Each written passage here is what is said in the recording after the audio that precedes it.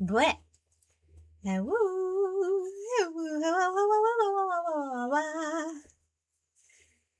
Hello. Hello, hello. Hello, BB, Amaranthia, Petronella Sheepy. Sheep genius. I have 2 brain cells. And every now and again, the 2 brain cells rub together. And there's a spark. And ideas happen. And it's amazing. Bleaties, it's so good to see you. Hello, hello. I am back and I am still recovering from yesterday, but it was such a fun day. It was such a fun day. I have fun doing silly karaoke and then silly challenge run that didn't quite end how it was supposed to. But I want to clarify something with you, my bleaties. First of all, thank you for watching me be bad at Final Fantasy VIII, one of my favoritist games of all time. But more importantly, I was not wrong. I should have got level 2. So I double, triple, quadruple checked the footage, and I double, triple, quadruple checked the parameters for getting the right grade. And something very weird happened, Bleaties. Something very, very weird happened. Dare I go so far as to say fucky, even.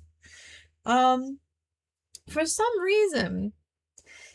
So your conduct modifier is entirely decided by how quickly, after the final boss fight, how quickly you reach the shore, right? You know, when we're being chased by that big mean robot. When we're being chased by the big mean robot from the radio tower all the way down to the beach. That's your conduct score, that moment there. Now, Epi wasn't wrong. Epi wasn't wrong. Epi reached the beach with 0 seconds left on the timer. And the parameters for that modifier are you get scored -100 if you reach the beach anytime between 2 minutes and 59 seconds and 0 minutes 0 seconds on the clock. Which I did. I reached with 0 seconds.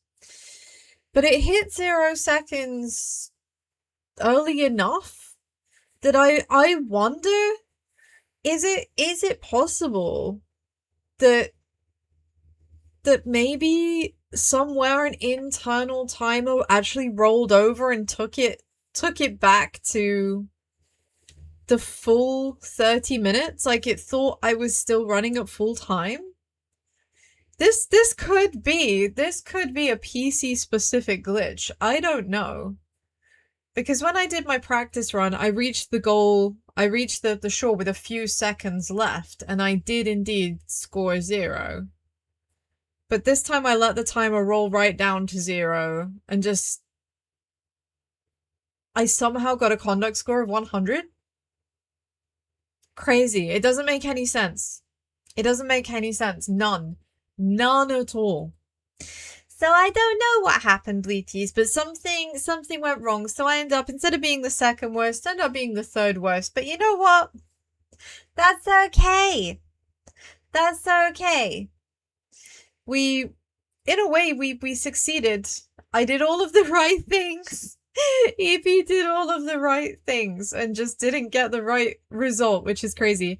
Also, I have to acknowledge that sometime after I ended stream yesterday, we hit a follower goal. So thanks to Pixie's shout out, we got a couple of new followers, and we hit our 150 Bleaties goal. So yay, we've got a new goal now of 160. Slowly but surely, we're creeping up. We're creeping up, Bleaties. So before I get into the game, I'm just gonna say one more time, thank you all so much. Thank you all so much for coming and listening to me sing silly songs and play video games badly. And thank you for continuing to support me. Big shout out to Danu, who after stream I got a notification. Thank you for the throne gift. Really, really appreciated. Thank you everyone for your subs. Thank you for your follows. Thank you for your shares. Thank you for your clips. Thank you for everything. Thank you for everything, everyone. You are the goodest of good eggs. I am glad that you are a part of the Good Egg Covenant, and I am very proud to call you my bleaty babies. I am very proud to call you my bleaty babies. Now, it is time. It is time for EP's favorite bit. It is time to go into the world of the game. And today we are doing more spooky investigations in HONJO. We've got more timelines to uncover. We've been doing good. We've been doing good so far. Though I haven't had as many jump scares these last couple, which has been nice because, you know, EPs are very light color and dark stains are hard to wash out, okay? Especially considering that I'm made of candy floss. I don't want to have those awkward moments, okay? So please, it's time to go back to HONJO. Hey there, Pompa, great to see you. Hope you're having a wonderful day. Hey Zanto, good to see you. Hope you're also having a wonderful day. Why do I have a hammer? I have a hammer because I want to stop being scared of the spooks, and the best way to stop being scared of the spooky things is to have a hammer to like hit them with. This is Little Mjolnir. You heard it was a certain sheep's birthday. It was Yippie's second birthday yesterday. That is right. Thank you. Thank you so much for the wishes. Thank you. Thank you. The VODs are on YouTube. Again, thank you everyone. I did everything I was supposed to do right for the challenge run, and somehow the timer glitched and I ended up getting the wrong score as a result. I'm super mad. But whatever. We had a great time. We had a great time. So we're gonna go into HONJO, Spooksville. And we are gonna attempt to be the bravest Eep that ever eeped, because I hate jump scares and this game just keeps catching me out with them. A game that I thought didn't have any jump scares turns out to have quite a few. Ha ha! Ha ha ha ha ha ha ha ha. So. Abracadabra, alakazam. Take me to a place that I really don't want to be, but I have to be, because whabam. You should at least be able to hear music at this point. Yeah, here we are. And we are in the game. Wait till you convince me to play Clock Tower. Do you know what? I will make Clock Tower. I will make Clock Tower a follower goal. I will make Clock Tower a follower goal. When we get 1,000 followers, I will play Clock Tower. I will do it. The guy with the scissors chasing me around. I'll do it. I'll do it. I commit. EP commits. EP commits. 1,000 followers and I'll play Clock Tower. The original Clock Tower. So we are with Richter, the private investigator. This is where we left off. By the way, let me know if the audio is okay. You should be able to hear the music, but it shouldn't be too loud. Okay? Bleh? So we're back. Just a reminder, persons of interest. So this is who we are right now. We are Harue. She has lost her son. Her son died and she wants to bring him back using the rite of resurrection.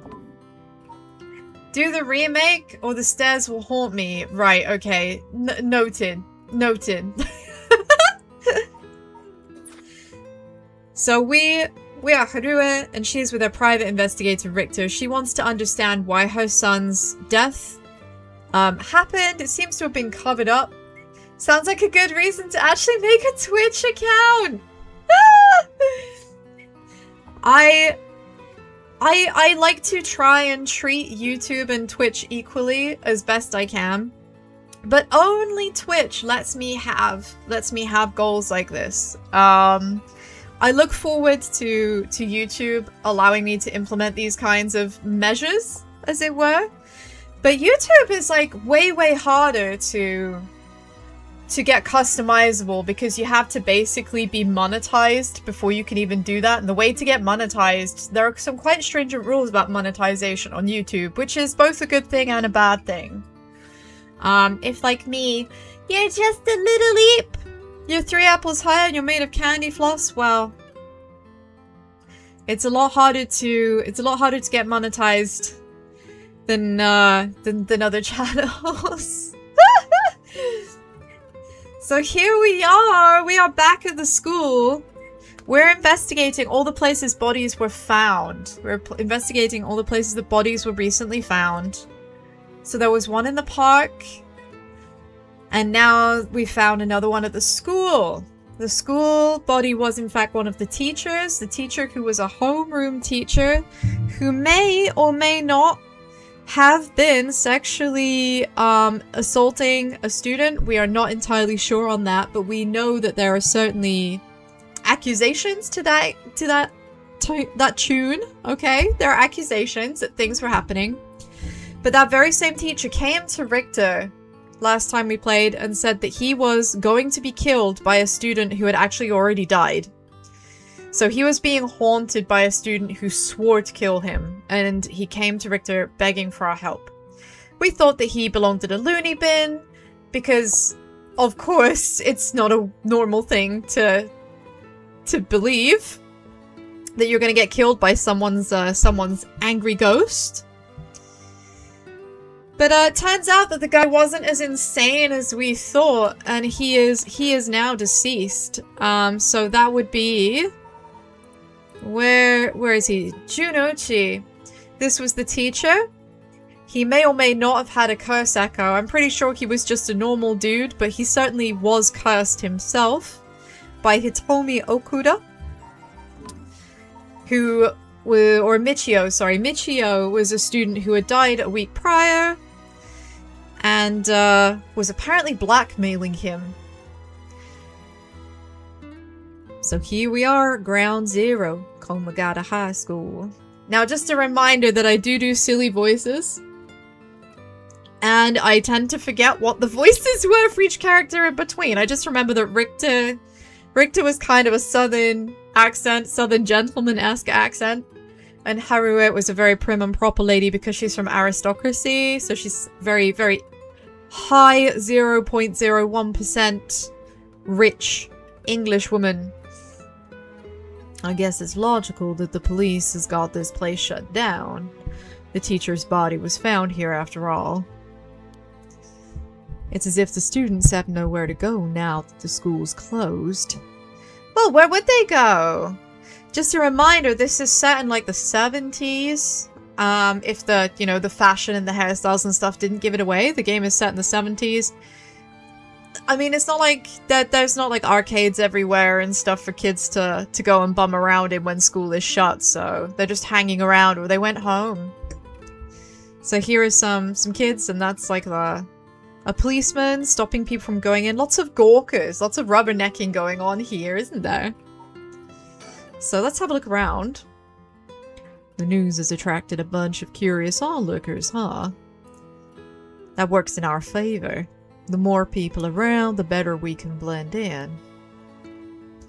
The better we can blend in. So what's going on with the school gates? There's a policeman right there.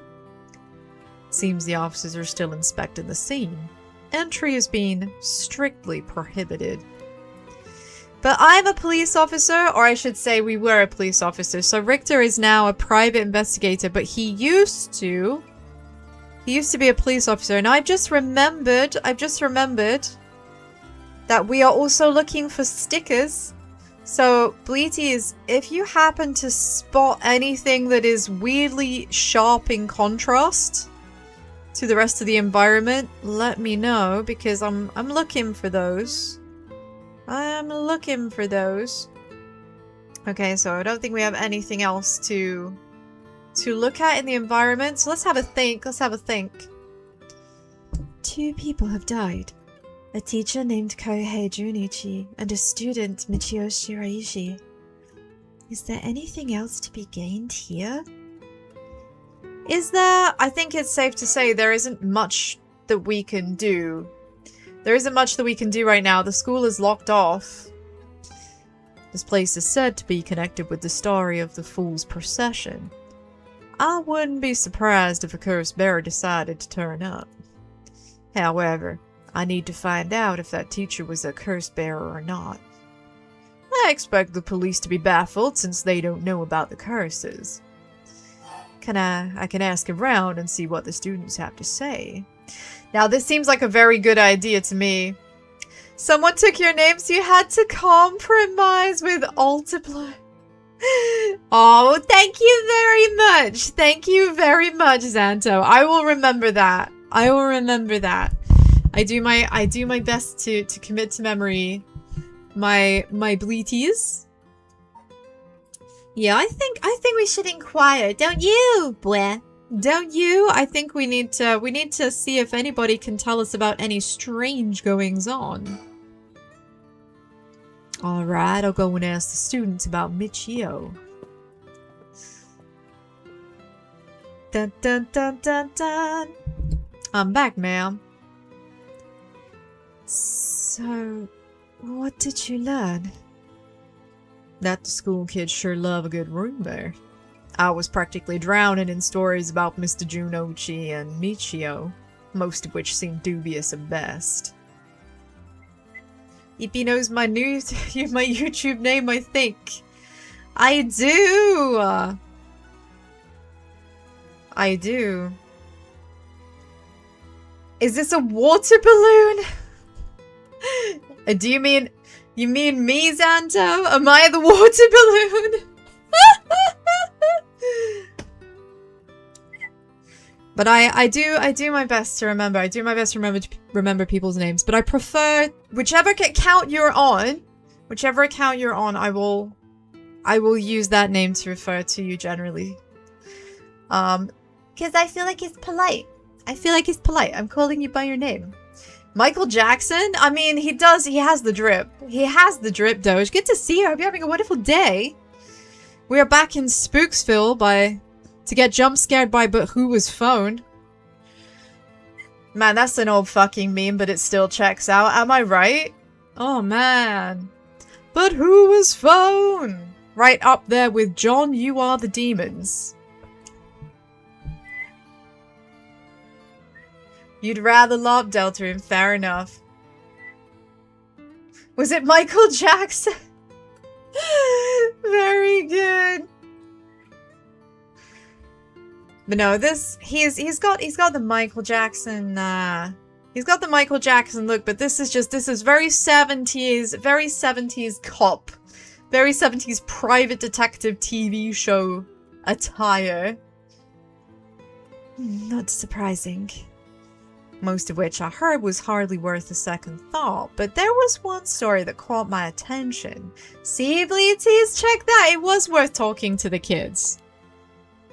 Oh? Kissy kissy moi moi! Everybody in this game is obsessed with making these kissy faces. His hair he looks like Fabio, doesn't he? He looks like Fabio, and the way he's got his shirt unbuttoned, the only thing missing is like a little bit of like chest rug. You know? To show off the manliness. He wouldn't be out of place in the video for like Staying Alive by the Bee Gees.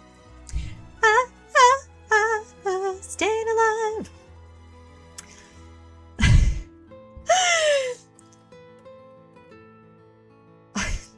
I've cracked myself up now. I'm just thinking, find someone else who knows Fabio. Yes! Yes, to Bomba. High five.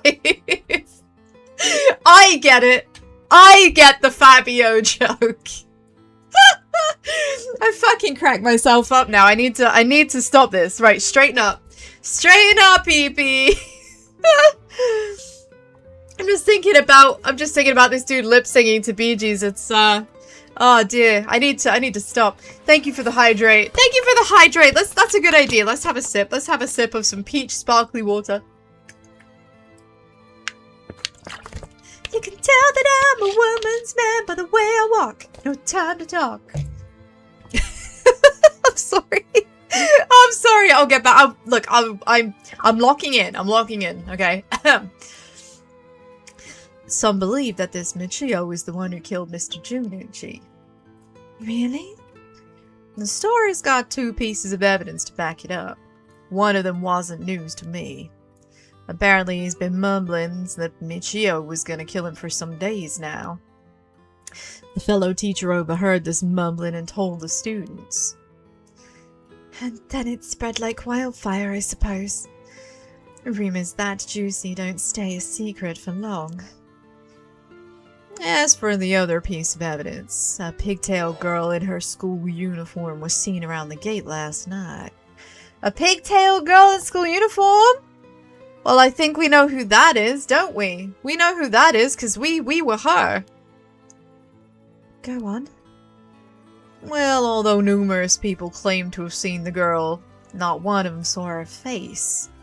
Some are proposing it was Michio brought back to life, or that it was her vengeful spirit. Yeah, not creepy at all. Totally not creepy. 100% absolutely normal behavior. Totally normal behavior. But, it's not like Michio's the only high school student girl with pigtails. This rumor might have been made up just to fan the flames. But if it were true, I'd want to get a hold of her in order to hear her side of the kidnapping. So basically, we believe that this Michio girl, who is actually dead, was responsible for kidnapping Harue's son. Now, we don't know this for sure, but we have enough evidence. We have enough evidence, my Beliti babies, to believe that she has some involvement. So even though she's dead, we're trying to track down people who know her, get some extra information to see if we can tie the cases together. And I have to say, Bleaties, the more we play this game, the more the threads of relationships between the characters are starting to form. If she's alive, that'd be ideal. There's one thing still I should mention, though. I discovered where Michio lived. A student had a list of student addresses on hand. Ah, thank you for the sub! Thank you! Much appreciated. Look at that, you get your own sheep. You get your own Bleety! Welcome to the Good Egg Covenant. Thank you for being a good egg. Other covenants are available. Please find your nearest talking cat to realign, but I hope you'll stay here with us! That's an amazing find. I believe all of the students actually have a copy of said list. That's kind of crazy that all of the students actually have a list. Thank you for the hat. Thank you! Like, I don't know about your schools, Bleaties, but we did not, as students, have access to, like, every other child's name and address. That's kind of crazy. That's kind of, you know, that's like too much of an invasion of privacy. That kind of information was absolutely not allowed. So it's kind of nuts to me that in 1970s Japan, they were like, here, just have a list with the name, the contact details of every single student. No biggie. I know it's a high trust society, things are different, but that's still kind of surprising to me. Kissy kissy mwah. It's a bit that's not gonna go away. It truly worries me how easy it was to obtain what should be confidential information. Yeah, okay, see, it's not just me. It's not just me that thinks that that's kind of a weird way to hand out confidential info. It was a measure back then, but it's still weird. Absolutely. Right. It's not just me. When I was a kid, another kid showed up at my house because he found my address at school! What? Why did he just show up at your house? Holy did he at least have a good reason? Was he like, hey, you left your bag at school and I'm just returning it to you? I got your address from the registrar or something? Like, why did he just show up at your house? Who does that? Sketchy. Big time. Imagine what had happened if that info got into the wrong hands. I mean, yeah, imagine. Imagine they might just show up at your door. Well, so far it hasn't, no? Sure. Let's hope it stays that way. You just kind of hung out, you didn't question it. You just rolled with the punches. Do you know what? Good for you. Good for you. I'm glad that instead of being weirded out, you were like, oh, okay then. At least it wasn't like a kid that was bullying you or something. You know? At least it wasn't a kid that was bullying you. It was someone you were kind of chill with. Can you imagine the school bully gets your fucking deets and just rocks up at your house and is like, I know where you fucking live now. I know where you fucking live, and I'm gonna be waiting for you in the morning. That's it. I'd be getting homeschooled from that point onwards. Oh, let's just hope it stays that way. In the meantime, it's now possible for us to visit Michio Shiraishi's house. Because we've somehow got their deeds, even though it's in the most weirdest, probably not strictly legal way possible. I can imagine the students are uneasy after learning about the murder. It may do them well to stay home for some time, if not for fear of their safety. The police are probably too wrapped up in solving the case to be concerned about the students' mental health. Nah, we were cool. It was a bit awkward, may have been autistic before I knew what it was. Hey, who isn't? Who doesn't have a touch of the tism? Who doesn't have a touch of the tism? I'm not judging. Being awkward as a kid is just par for the course. But I'm glad that you were cool. I'm glad that you were cool, and it wasn't like it didn't make you feel like insanely weirded out that someone just rocked up at your house. I can see that. Yeah, I don't think we're gonna get much else here, are we? Michio's home. I'd expect her family might be able to tell us more, but it's a hard topic to bring up so soon after her suicide. However, it's normal for a high school girl to keep things hidden from her parents, especially if it involves criminal activity. I mean, criminal activity... Yeah, I don't think there's... Looking around, I don't think there's anything new. There's no one watching us. Bleaties, I think maybe we need to go elsewhere. Criminal activity, not on my watch.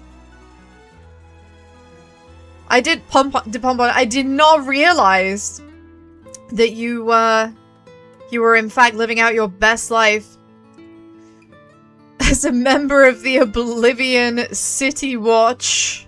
Stop right there, criminal scum.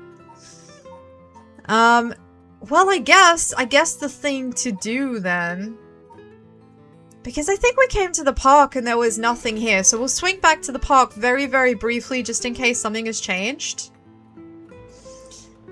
Just in case. So Midoricho Park is where someone died. We found... Oh, we already found this one.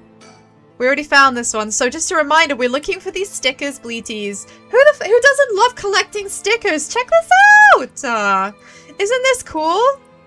Isn't this cool? I love finding stuff. Any of you who were here when I was playing Danganronpa will remember my absolute obsession with finding the hidden Monokumas. So I don't think that there's anything else. I don't think there's anything else here for us right now. It looks like I think we need to finally actually bite the bullet and go to Michio's house, so... Bleaties? Let's do it. Why does the pigeon look so cool? Because they are cool! Because they're delinquents. They're delinquent birds. They're delinquent birds, and they're all various stereotypes. Oh, there's no music here. There's no music. I'm gonna get my hammer at the ready, because when there's no music, that means the likelihood of jump scares is increased approximately, like, 1082-fold. So, I'm just gonna keep this hammer handy right now. How did it go? I went to visit Michio Shiraishi's family home, but, however...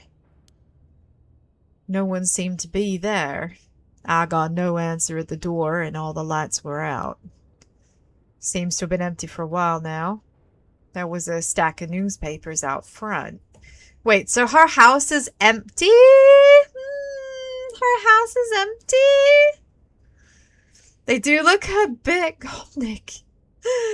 They are too cool for school. They are too cool for school. They're out doing edgy things and riding bikes after curfew and like committing petty crime like littering and wearing their uniforms incorrectly. So the fact her house is empty, that's kind of a concern. Has she been living alone this whole time? Is that really a thing? Do you think that's why they always ask, who? Maybe it is. Maybe it is. Well, there's no stickers, but this is not a comfortable alleyway, like between houses. This is like crazy narrow. Kind of claustrophobic, even. It's a bit quieter over here. Is it a residential area? I guess so. All these rundown row houses really scream working class, don't they? What have you got against the working class, Richter? What have you got against the working class, Richter? What are you trying to say? What are you trying to say about the working class, Richter? Reminds you of Silent Hill F. Yeah, it's, well, they're both horror games set in Japan. Maybe there's something to that. Maybe there's something to that. Let's have a thonk. Let's do a deep thonk. I don't understand why no one's come to this house even after Michio committed suicide. I wonder if this place is okay. Yeah, I wonder if this place is haunted as fuck. Just look at it! This is not a nice place. The architecture is similar, foreshadowing. Literally, foreshadowing's a literary device. Is this place okay? The answer is fuck no. But we haven't got the formal justification yet. Absolutely. Absolutely. I'm glad that you're here with me on this one. We love a good literary device on this channel. Same brain cell! Well, I have to borrow the Bleaty's brain cells to supplement the only two that I have, so it's entirely possible that I'm feeding off of yours, you know? EP only has 2 brain cells in this cotton candy fluff. Social connections run deep in working class areas like this, so I decided to talk to the locals. I met a few nice old ladies who were kind enough to give me the scoop. Turns out the Shiraishi's reputation really went down the dumps last year. Is that so? I'll give you the summary. Why is there is a person behind us? Hello? Hello? Hello? What? Okay. I don't like that there are people kind of appearing and disappearing behind us. Can we don't? That's a bit alarming. And they moved here about 3 years ago. Yeah, the last time we had someone randomly stood behind us, she turned out to be a psychopath. I want to avoid that. I know I've got little Mjolnir here today. I've got my little hammer with me, ready to retaliate if needs be. I'm gonna get ya. But ooh, I'd really just rather not, because I'm just a bit of a fucking pussy, to be honest with you. I jump at shadows all the time. I can't even watch horror films. I'm such a baby. Their previous residence was in a better part of town, but Michio's father died in a car accident, leaving behind just the 2 of them. Michio's mom, Toshiko, now a single mother, relocated here. At first, they got along with their neighbors, many of which were in similar situations, helping and being helped in turn. That's very neighborly of them. That's very neighborly of them. I like that. Community vibes. So far, so good. So, what happened? Well, as I said, their reputation began to go downhill about a year ago. A man recognized Toshiko's common-law husband. He had moved into the household. Common-law husband? But doesn't that mean they had to have been together for at least 3 years? Maybe that's only British law. I don't know, man. EY? Wait, not the same EY from Persona 5. Is he some sketchy ex? Wait, okay. If it's EY from Persona 5, bro is gonna be a Yakuza. His name was apparently Kan Kichiro EY. Man, I fucking love EY from Persona 5. EY is a bro. We got Haru and EY. We do. We actually do. We're just ticking off boxes right now. Neighborhood gossip is something else. Somehow everyone knew his name. So, what of this EY character? Well, he was apparently a vulgar fellow with a criminal record. What did I say? It literally is! It literally is! Bro's a Yakuza! He was prone to violent outbursts. The neighbors often heard screams and shouting coming from their home. The neighbors took particular notice of Toshiko's streams pleading with him not to hit Michio. Ah, yes. That was allegedly one of the reasons that Michio, apparently, died. Poor relations at home led her to kill herself, supposedly. EP crossover episode? Every episode is a crossover episode. I'm an out-of-date meme machine. That's terrible. Do you know, Haruha is becoming more likable going through her story. For those of you who do remember the prologue when we met her, and she just came across as kind of an obsessive, demented psychopath, well, I'm very glad to see that she is actually quite a reasonable person when you actually get talking to her. That's reassuring. Still concerned about who these people are walking past in the background. The only thing missing is the text boxes that say, like, chatter, chatter, chatter, chit-chat, chit-chat. As if that wasn't unsettling enough, every night the neighbors began to hear an eerie chanting. Through this, the Shiraishi standing in the neighborhood plummeted rapidly. Her despair is palpable, absolutely it is. Man, the girl, she just needs 8 hours of square sleep. She just needs 8 hours of sleep and she will be right as rain, and all of these crazy ideas about resurrecting people and killing people for their soul dregs. It's just, she'll realize how absolutely absurd it sounds, you know? Toshiko was often seen covered in bruises and wounds. She stopped responding to her neighbors. She just turned the other way when greeted. They kept their storm shutters closed even during the day, and effectively shut themselves away from the entire community. Or some Bud. Bud didn't sleep. I mean, maybe a stiffer drink than Bud.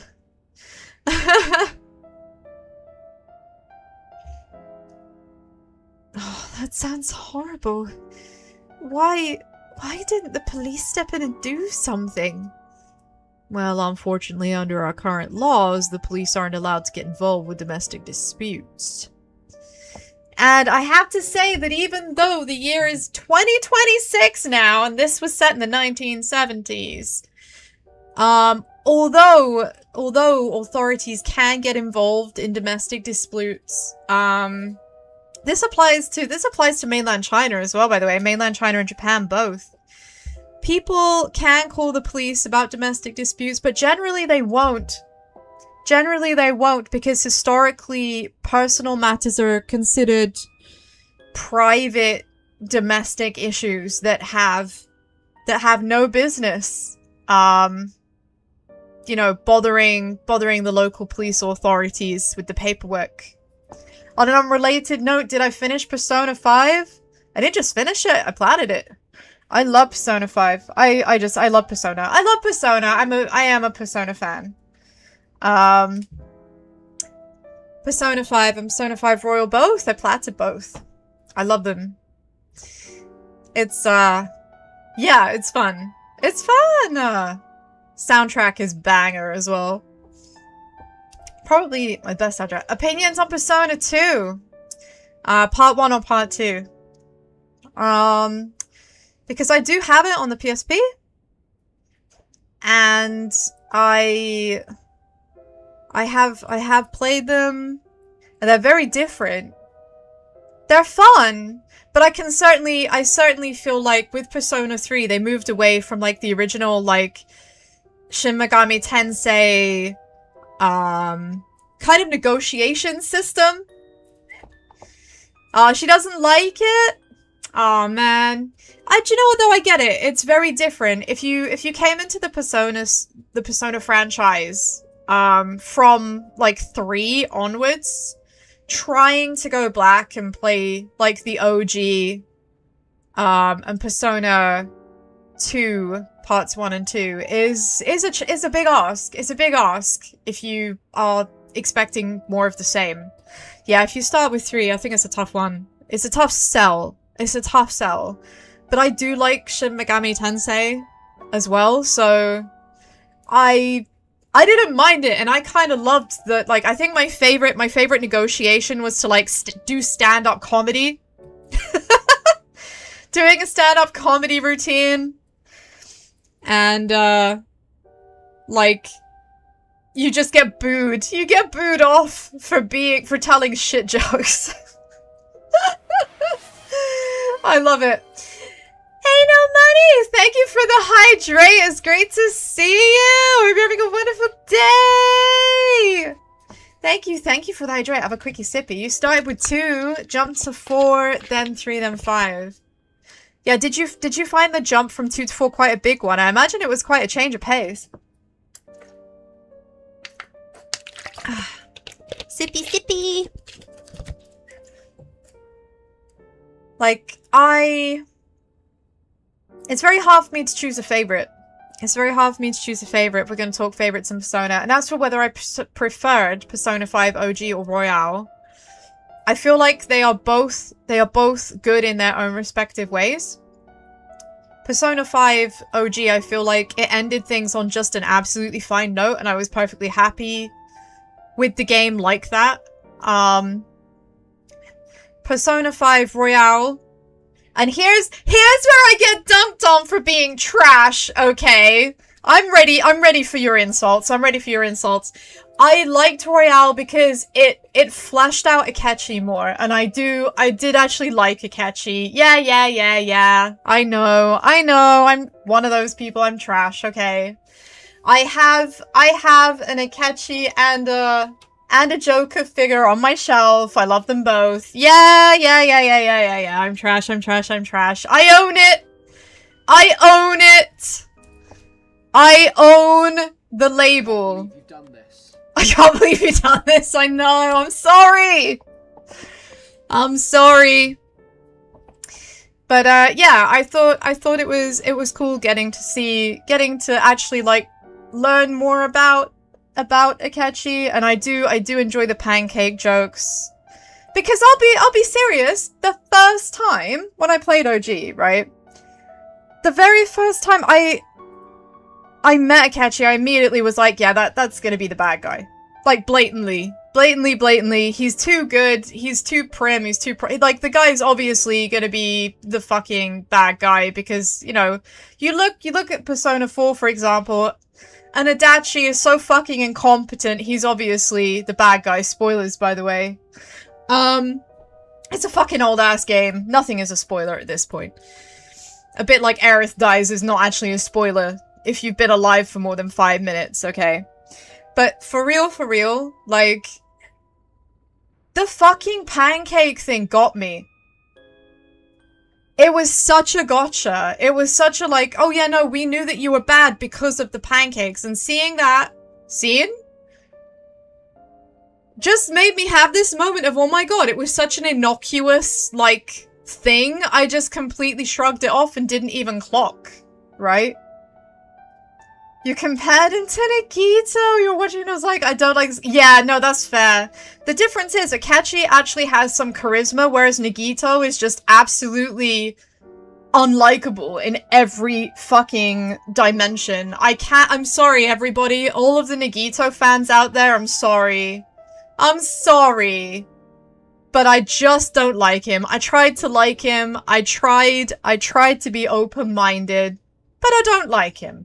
I don't like him.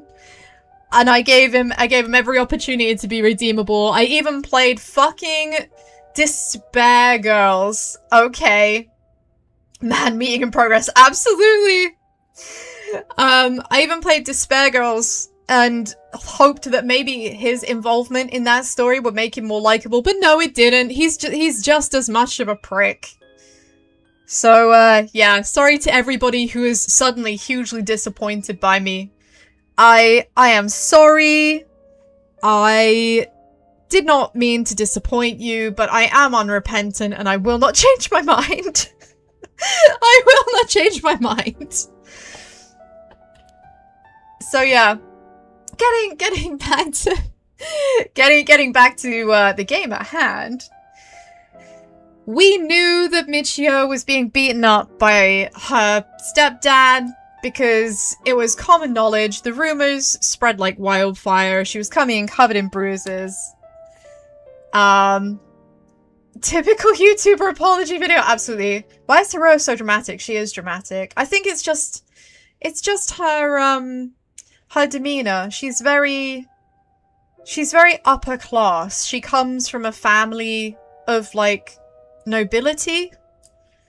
So I think that her phrasing and stuff, you know. Also, as a mother who lost a child, she can't imagine. I don't think she can imagine like harming a child, especially if she's on a personal mission to find out why her child's death was never resolved. Typical YouTuber apology video indeed. Typical YouTuber. I'm sorry, I'm not sorry? Damn. And then Michio reportedly killed herself. Things only got worse with Iwai, and Toshiko was admitted to the hospital for physical and mental abuse. Ever since, Iwai hasn't returned to their home. I mean, maybe it's for the best. Maybe it's for the best that, like, Iwai fucked off. He needs to go to Yongen Jaya and set up a munitions surplus store. I really fucking love those ration kits. MREs are they called? You'd think I'd know as someone who actually played MGS. Many locals expressed sympathy for Michio's circumstances, but just as many were fed up with the Shirishis entirely. They seemed relieved when things finally quieted down again. I mean, another point of context here. There's no way they could have avoided hearing because walls in Japanese buildings are fucking paper-ass thin. And I'm not exaggerating that. Some of them literally are made of paper, in fact. So if your neighbors are noisy, you would hear absolutely everything. Everything. Nothing would go unheard. So that's another reason that people living in Japanese apartment blocks tend to be very, very quiet, very mousy. Like, you don't want to hear each other's business, right? I imagine it makes inviting your significant others over quite awkward. But then perhaps that's, you know, it's another reason love hotels are big business. You know, it's the only place you can go with soundproofing. It seems they were still considered outsiders even after 3 years of living here. I don't understand it. Why would Toshiko have got... Fucking Americanisms, man. Gotten isn't a word. Gotten isn't a word. Why would Toshiko have become involved with such a brutish good-for-nothing in the first place? Well, maybe she just desperately needed someone to, like, keep a roof over her head because she'd lost her husband? I've heard many stories where one partner's personality does a complete turn after entering a relationship. Oh, right, because he's a narcissistic asshole. So he was nice at first, and then he turned out to be a prick. Who knew?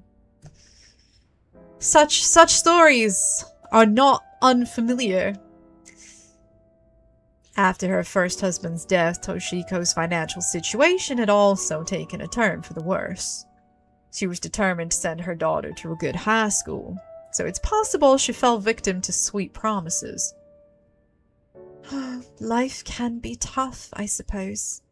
Not that Haruha has much idea about that, in the sense that she has never wanted for anything, because she comes from a very privileged background, and yes, it's very sad that her son was kidnapped and murdered, but at least she's never been living on the breadline. You don't seem moved by the story, ma'am. That's fine. People have all kinds of stories. Oh, we've collected all of the information of persons of interest, so we know everything about everyone now, so this is the final person. Kankichiro Iwai, the common law husband of Michio Shiraishi's mother, Toshiko Shiraishi. He started coming and going from their household a little over a year ago. He served some time in prison, but the details are unknown. I mean, he's, yeah.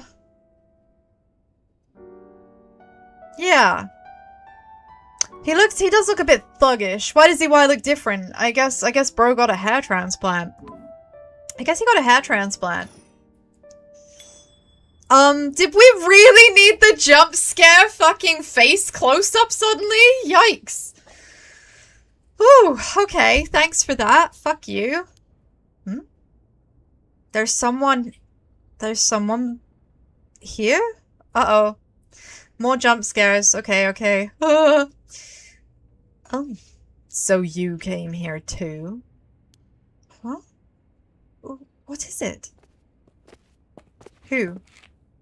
Oh, it's the police! Oh, thank goodness. Okay, we're fine. We're fine. Could you repeat what you know one more time for me, Richter? It's the Polizia. It's Joey Wheeler and Joey Wheeler Sr. Oh, god damn it. So we're eavesdropping on our conversation. Oh, so we can't actually do that yet. So this... Ah, did we fancy some sushi? It's the feds! But they're not just any feds. They're the feds of the paranormal, specifically. They're the feds of the paranormal. Yeah, so they know more about Junoichi's death than we do. But as you can see from this scene, they've also come to this address. So we must have arrived after them. They saw us get here and decided that they would listen. They were earwigging on us! That's so rude. That's so rude! Do I think his partner is Honda? Let's hope not. With dusk fast approaching, they have no time to waste. With that in mind, Tsutsumi and Ario direct their investigation towards Komagata High School and the Shiraishi residence. So this is where we just were with Richter and Haruha. Oh, I love this music.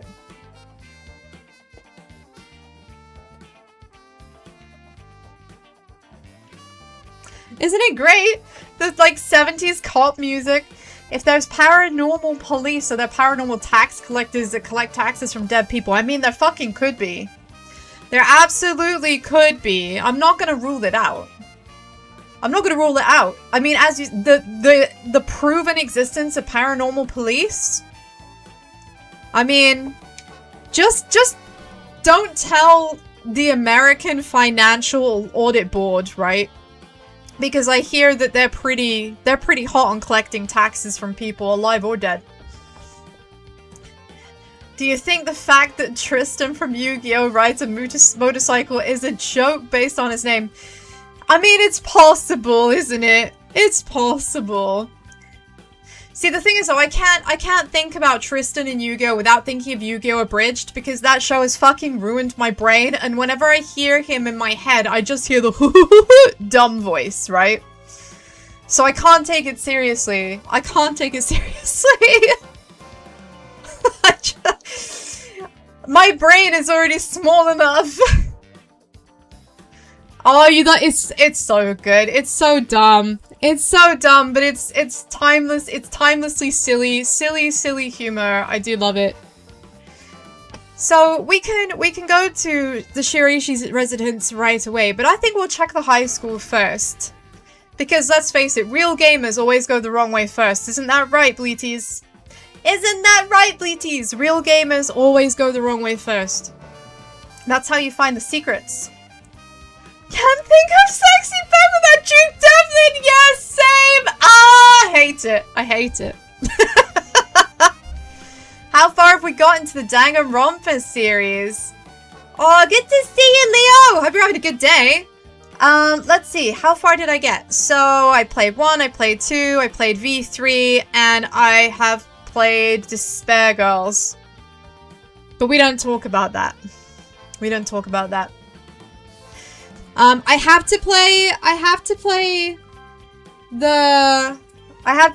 2-2 soon. Like when it comes out. We're gonna have to play 2-2. Oh yeah, you can make any jokes. You can make any jokes. I haven't played Summer Camp, that's right. I haven't played Summer Camp. No disrespect to people that think Summer Camp is worth playing. I just don't care. I just don't care. You love Despair Girls. I like the lore that Despair Girls gave me, but I didn't like the gameplay experience. The gameplay experience was horrible. It chugged horribly on my laptop. It ran like ass. And when I was streaming, it was running at like fucking 5 frames a second or something. It was awful. Summer Camp is the only one you played? No way. No! Damn. I highly recommend. They are worth playing. They're kind of formulaic, but they're worth playing. Or, you know, don't play them, just watch me play them instead. Just watch me play them instead! The trilogy pack is too expensive. How much is the trilogy pack? I don't know, because I bought everything when it was on sale, because that's what I do, because EP is poor! There's not many jobs that a 3 Apples High Candy Floss sheep can get. So, you know, I buy everything in, like, the Steam Summer Sale or over the Steam Christmas sales. Thanks for powering through! You enjoyed the playthrough! Aw, thank you to Pompon. Like I said, I enjoyed the experience of, getting to know more of the story, but the actual gameplay itself was really not good for me. It was not good for me. Last time I checked, it was over 200 Brazilian monies? What does that mean? What's the currency in Brazil? What's the currency in Brazil? Is it like Neo Pesos or something? And that's not meant to be rude, like I have no idea. It's the realest thing I've heard you say today! Brazilian real! Okay, okay. Yeah, the gameplay's kind of ass. The story's good. Yeah. Oh, Brazilian real. So I have to admit, I'm not familiar with Brazilian currency. I'm pretty familiar with most major currencies. Not so much that one. But yeah, damn. 200 is a lot, I guess. It's too high for a now unemployed teacher. Oh, I'm sorry. You'll find something soon. I believe in you, Leo. You're a good teacher. You're a good teacher. Something good is coming for you. Something good is coming for you soon. Yeah, not only, like, just coming back to Despair Girls for a second, I just have to say, the fucking mangled Monokuma thing scared the shit out of me. Scared the absolute shit out of me. That thing traumatized me and I'm still haunted by it. Still haunted by it. Still stuck teaching kindergarten even though you have a law degree? Oh man! I believe you'll find something better. It's coming.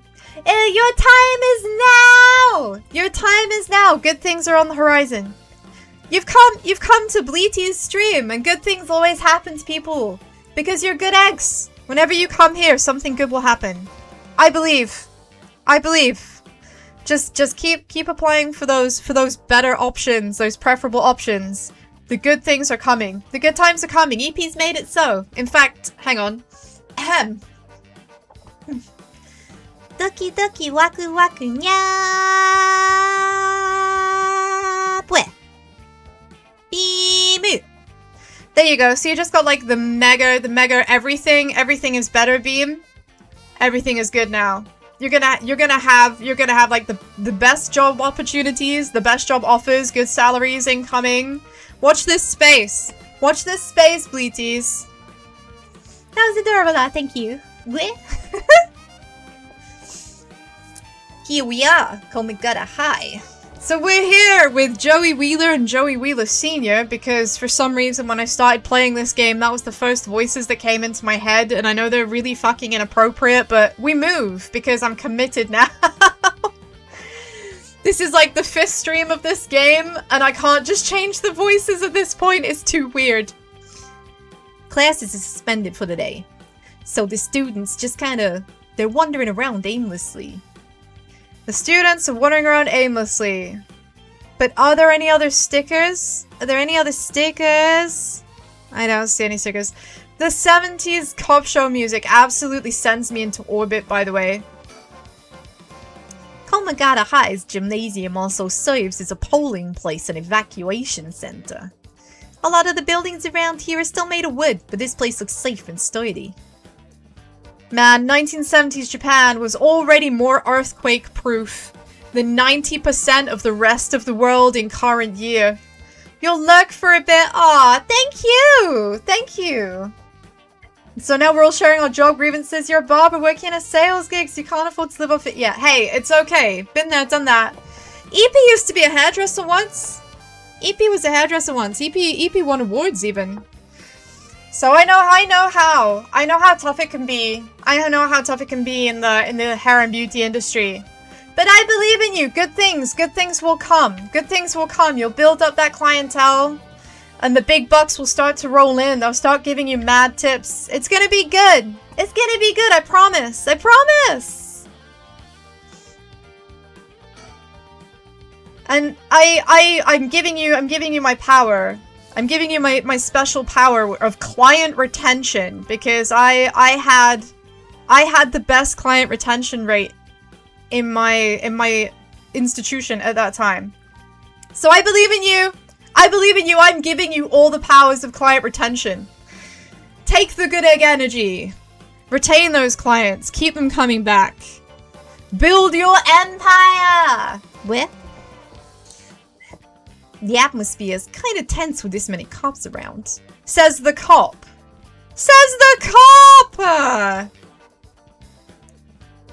The school gate will stay locked for a while. Cause you know, forensics has got to inspect the scene of the crime. Looks like they're still busy. Let's talk to the person in charge later. Egg Chief Supremacy, thank you, Blair! Man, I am digging this mad 70s cop show tunes. I love it. Alright, let's have a thonk. Let's do a deep thonk. Ideally, we could talk to someone who was involved with the incident. Easier said than done, though. I mean, it sure is easier said than done. And it seems that we can't talk to anyone here right now, so that gives us only one option. Which means we need to go to the spooky neighborhood. We've got to go back. We've got to go back here. Oh man, I don't like this alley. It's very claustrophobic. It's very uncomfortable. The street is weirdly littered, and that's not very typical.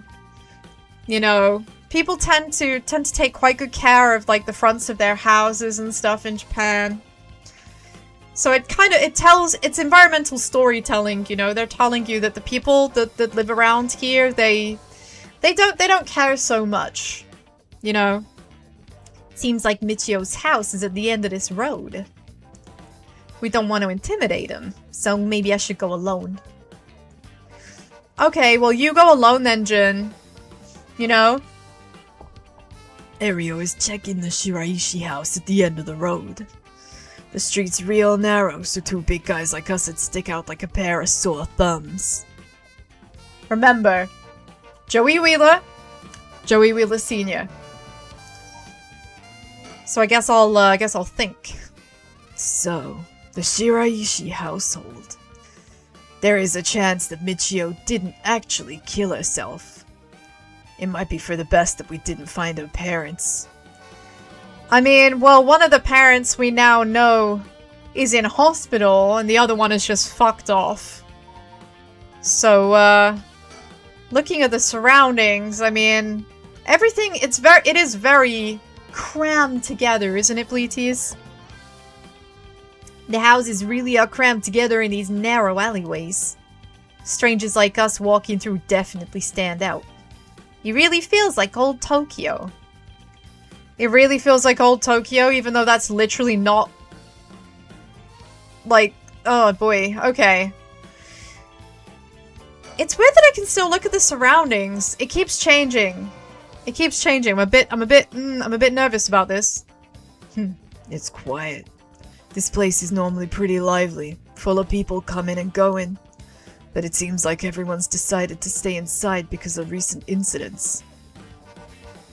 Okay, well I guess we better go to the Shiraishi household because I'm not seeing any stickers.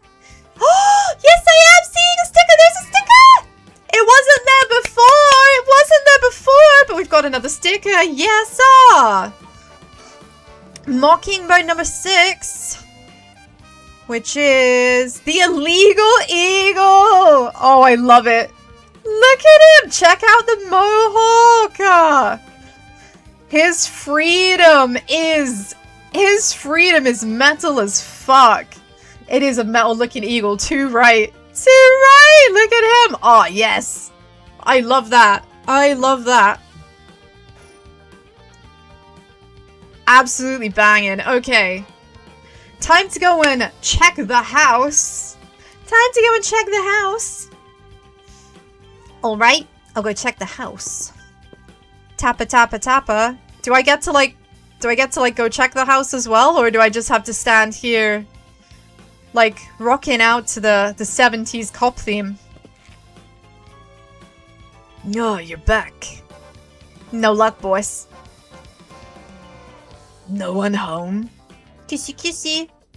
Doesn't look like it. I knocked for a while, but nobody came to the door. The eagle screams America to Japanese people, absolutely. But you know what America screams to everyone else? That's right! Freedom! Freedom! I'm pretty sure that's what Americans would scream at the rest of the world too. I feel that the American Bleaties can confirm. Danger! That's okay, that only applies if you're in the Middle East.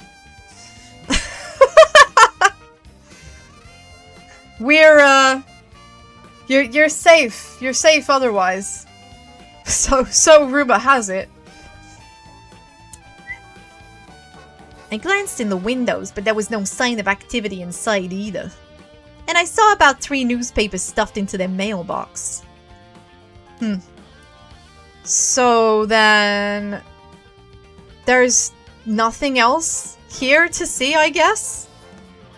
Dario looks kinda disappointed. Am I able to kissy kissy? See, look at his pouty face. His pouty face is the most egregious pouty face. It literally looks like he's puckering up for a smooch. No one's home right now. Let's try again later. So I guess we need to move from here back to the high school then. Since no one's home and there's nothing more. So what are we gonna find at the school now? Maybe there's someone around to talk to?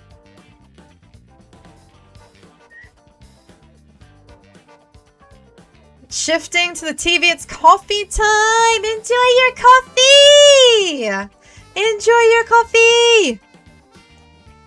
Here we are, Komagata High. Classes are suspended, so the students are wandering around aimlessly. They are, but is there someone we can speak to? It actually seems like there isn't.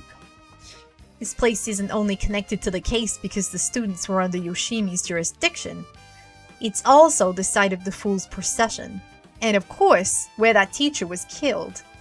Just a reminder that the Fool's Procession is one of the 7 mysteries of HONJO.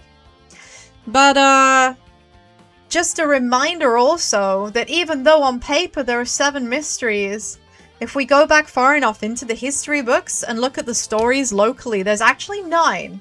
There's actually 9, so there are at least 2 people, I'm guessing, who have had curse stones for way longer than everyone else. And they could have been active for much longer. Remember, we know for a fact there's a serial killer out there, and he is a curse stone wielder, and I really do think that he has had that curse stone for way longer than just a few days. Seems like a likely place to find some clues, don't you think? I do think so. Can we find some clues? Okay, they're still busy, so we need to go back here for now. What that probably means is that I need to have a conversation with myself, in fact. So, if I do a think... Not much we can do. Let's go somewhere else for now. Okay, so I can go somewhere. Is there somewhere else available? That's weird. So there must be something else I can do here. What's a cursed stone? Welcome back, welcome back. I hope you've got coffee ready. So, the cursed stones are the things that they're using to kill each other. A few nights ago, in-game time, something weird happened, and people suddenly found themselves in possession of stones that contain powers related directly to the 7 mysteries of HONJO, which are local legends that are rooted in true events that happened in the past in this region. So we need to have a think. So we want to talk to someone who was involved. But how are we gonna do that? Oh, I guess we just need to exhaust... We need to exhaust Ario's dialogue. Nice and warm. Glad to hear it. Glad to hear it. Oh, right. Speaking of schools. What is it? What do you think of my deep man voice, by the way? Do I sound, like, manly enough? Do I sound manly enough? I don't think I'm really fooling anyone. But I'm trying my best, I promise. I'm trying my best to sound like an old man who's nearing retirement. It's hard. It's hard. I don't have an Adam's apple. You said paranormal affairs can't help us right now. So why don't we get that psychic high schooler you mentioned to help us? You like it? I'm glad you do! A lot of the people involved in this case lead back to the school anyway, so it might make things easier to have them with us. For a guy who questioned me on the legality of working for them, you sure seem eager to exploit underage labor. I mean, LK never sold it and he's successful? Fair enough. I will take that. I will take that as a compliment. I will take that as a compliment. Thank you. Hey, who said anything about exploiting them? I just want to give our young experts the opportunity to shine. When you become such a smooth talker. Anyway, I'm afraid I don't know where they are. Kissy kissy mwah mwah. Do you see what I mean about the pout? It fully looks like he just wants to lean straight out of the screen and mwah! Mwah! Smoochy smoochy. Oh, I see. I wonder if there's anyone else who could help us scout out the area. Suspend? Suspend? Why would I suspend? Unless maybe there's something else I can do now that I couldn't do before? 9 AM, a perfectly reasonable time for students to be at school. And yet, I doubt this will be that simple. So, suspend is something I've not seen before. That's a new prompt. That is a new prompt. You notice the thirst traps? I mean, no one's home, so I guess we'll have to suspend for now. You cannot currently progress any further. Once your situation has changed, select resume to try again. Pressing suspend will send you back to the story chart. So what that means is we must be able to do something different. Perhaps we need to get Hitomi's help again. Let's try resuming. I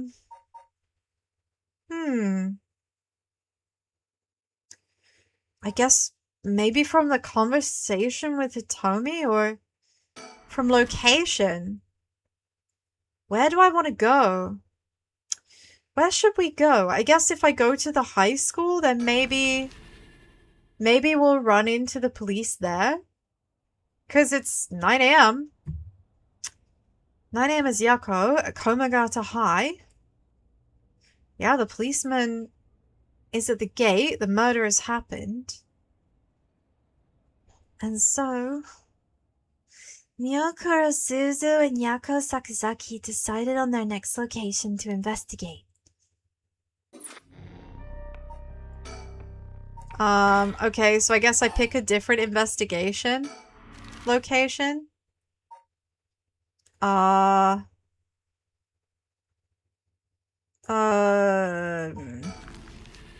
garden? Maybe? Perhaps? Oh? Or do we just get left?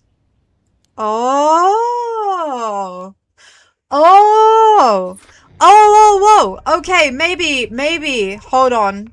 I think maybe I'm understanding this a bit better.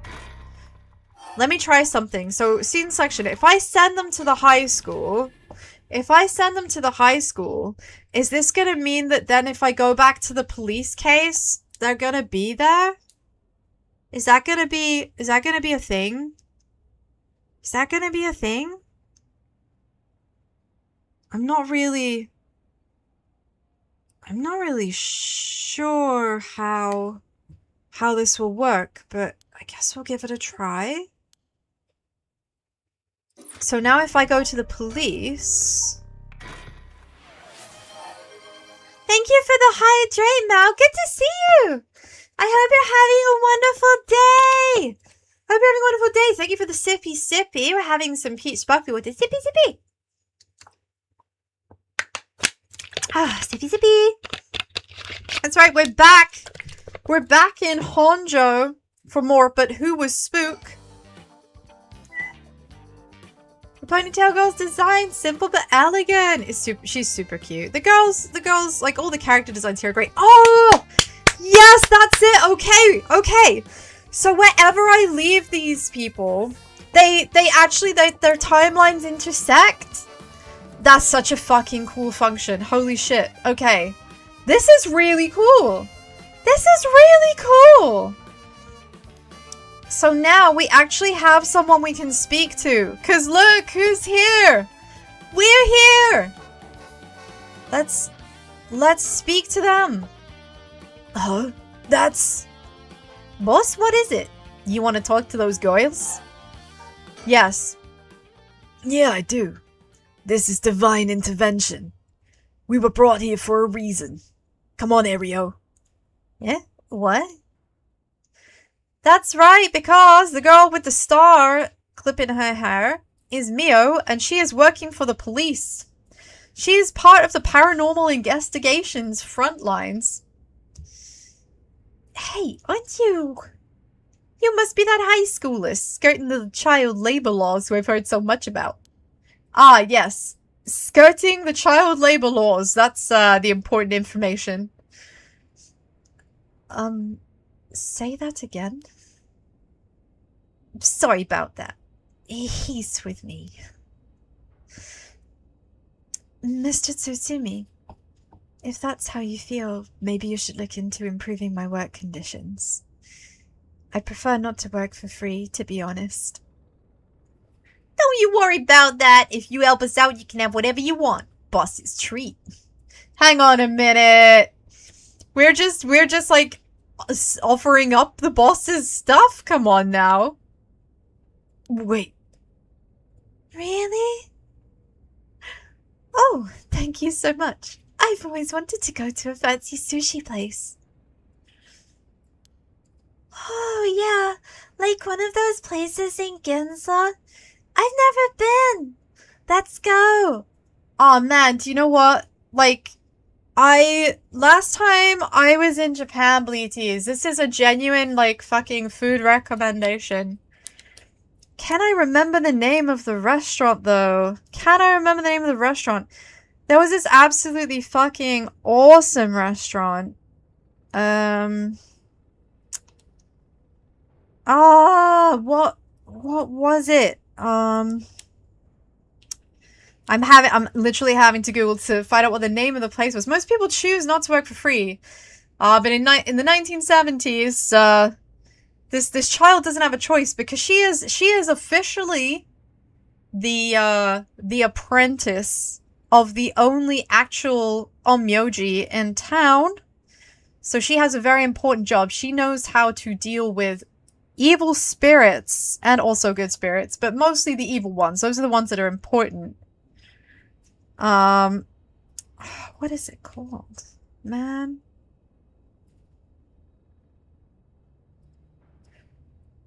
Oh, man. I can't remember which one it was.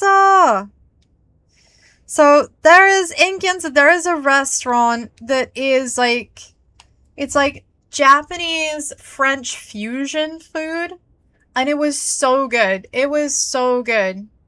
It was like ramen in like bisque, for example. Just, yeah, if you have the opportunity to go to Tokyo and you end up in Ginza for some reason, look out for a French-Japanese fusion restaurant. It's very small, but it's super cozy. It's very nice. It's very plush. It's very reasonably priced for what it is. And the food is just fucking delicious. It's Japanese French fusion food. And it's really, really, really good. It's really good. Ginza is quite an upmarket part of Tokyo. So you kind of it's worth swinging by.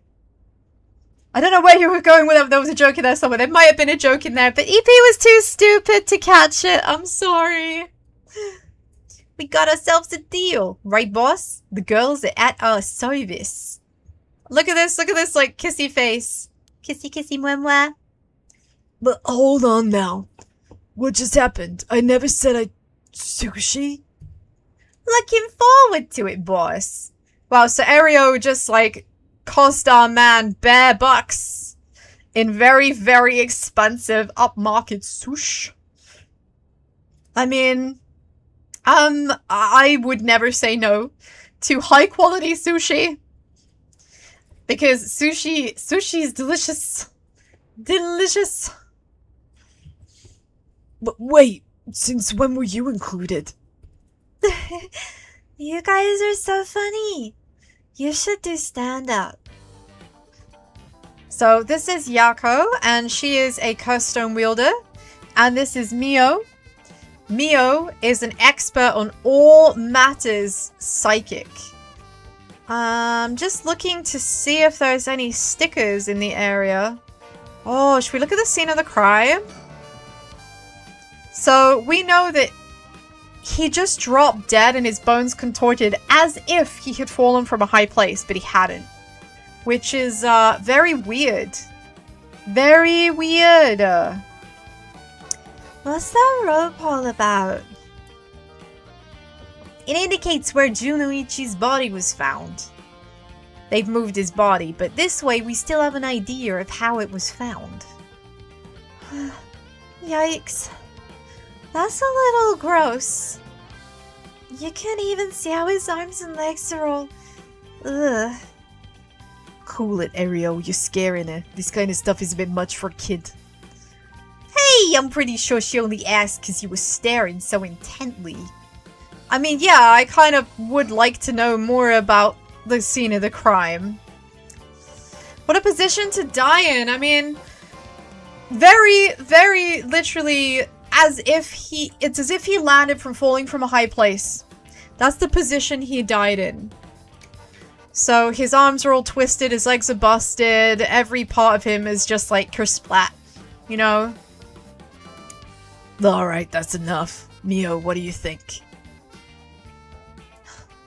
I knew the second I looked at the scene, you're right. Traces of a curse still linger here. I figured as much. Does it mean that Junuchi was killed by one of the curses of the 7 mysteries? Yes. A strong curse like that always leaves behind a trace. So we know for sure that that's what happened. So he was definitely killed by a curse. He was killed by a curse, and we might also be killed by a curse.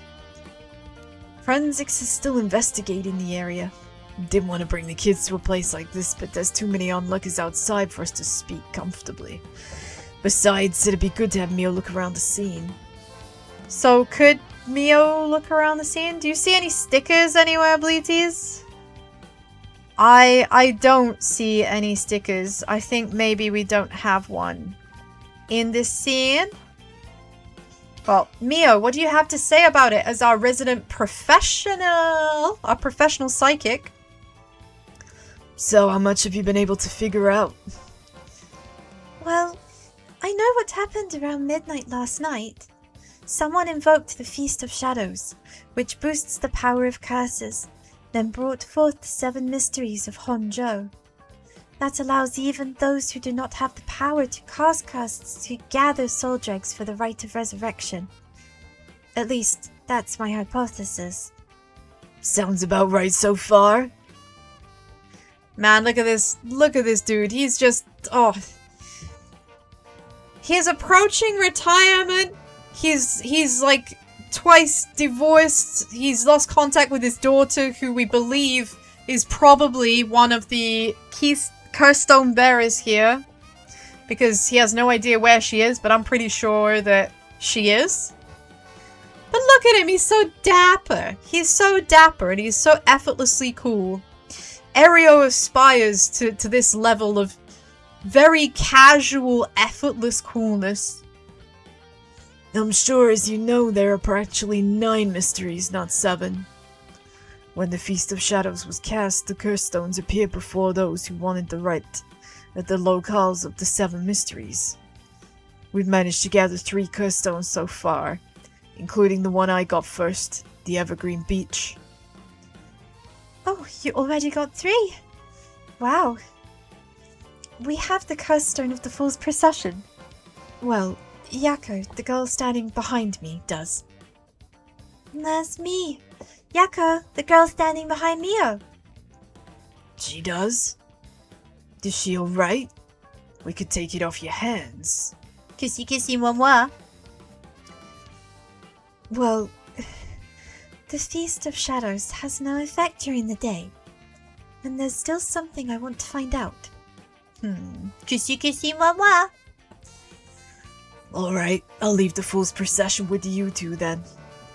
I like to imagine Sasumi sounding like Sojiro. I mean, yeah, he's got the same aging civil servant aura, doesn't he? But I absolutely cannot sound anything like Sojiro.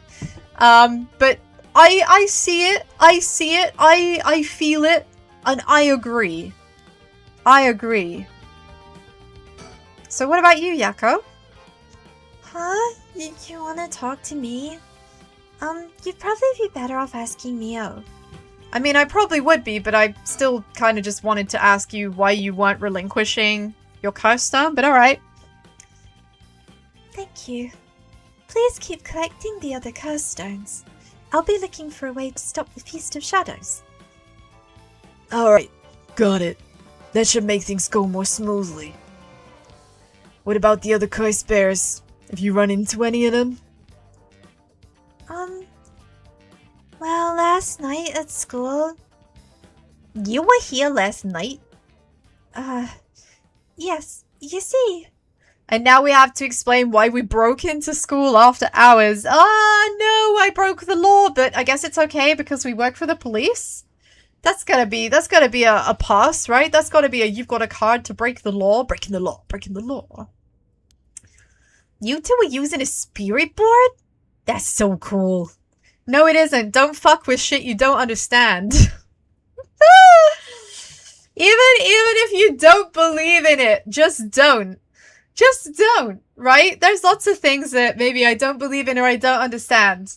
But if someone who came from a position of knowledge about that thing told me that this was a real bad thing in their practice because it could literally like fucking ruin the lives of you and all of those people you care about in your life, I think I would just step the fuck back and get back in my lane and be like, oh, that's nice. Maybe I'll just leave it to the professionals, you know? Maybe I'll just leave it to the professionals. I don't want to become a hard-boiled egg. You know, I'm too soft for that. So that's when you ran into the Koiseko. I'm glad you survived the encounter. Somehow, we managed to get away without accidentally setting it off. The Koiseko we saw took the shape of a woman missing an arm and a leg. What? A woman missing an arm and a leg? Well, if I remember rightly, that should be the one-sided read. Which, is the curse. The curse very probably wielded by the serial killer. The one-sided read. This is bad. Eh? What's so bad about that one? Kissy kissy moi moi. You idiot, think! The curse bearer of the one-sided reed is a serial killer. Is a serial killer that we know as Fumichika Nejima. It really cost her an arm and a leg, huh? It certainly did. It cost her an arm and a leg, and it cost generations after her an arm and a leg. In fact, it cost dozens of unidentifiable women every arm and leg, because this absolute lunatic dude who killed all of them cut them into bits with a box cutter and discarded their remains, their chopped up remains, in the local river. Fumichika Neijima, he admitted it himself. That's his curse. Oh, that's right. Wait, but if that's the case, Nejima might have been here last night. What? I mean, it's possible he was lying to us, but... What? Who's Nejima? That's a point. So the girls don't know who Nejima is because they are too late. They are too young to know about the Nejima case that happened 20 years ago in game. And to provide a little reminder for you wonderful Bleety babies, this is Fumichika Nejima. And he made headlines over 2 decades ago as the perpetrator of brutal killings known as the Nejima murders. I know it's dramatic, but I also know nothing, so I'm just riding the wave. Fair enough. So this guy had been in prison for 20 years. He was given a life sentence, but life sentences don't always mean life. And at this time, the Japanese penal system was massively overloaded. So inmates who had been remarked on for good behavior were allowed out on parole after a certain amount of time. And one of those people was this individual who obviously a large amount of time has passed, 20 years has passed, so he looks a bit different. But we know for a fact that he's actually working at the high school as the what's it called? What do you call that? The caretaker. This guy. So Makoto Ashimiya is actually believed to be the serial killer Fumichika Nejima. But as you can see, he's lost a lot of weight. He's cut his hair. He's grown some facial hair. And he's been given a new name for safety reasons, for his safety, not for the safety of the public, but for his safety. And he was on the phone to us last night, Bleaties, saying that now that he was out, he had a score to settle with Boss Man. So that's what's happening now. So this is real bad for us.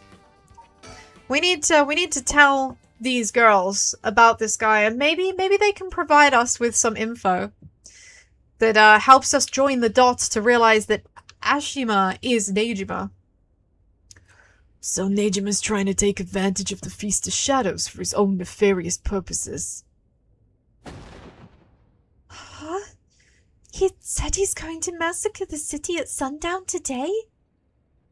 And he's trying to get to your daughter too? That's why we've been trying to find him, but to no avail. Honestly, this information has been the most useful we've gotten so far. Just to be sure, could you tell me who else was at the school last night? Well, surely now, this is how we're gonna find out, you know? This is how we're gonna find out that the man is actually, you know, the bad guy, right? I hope, possibly.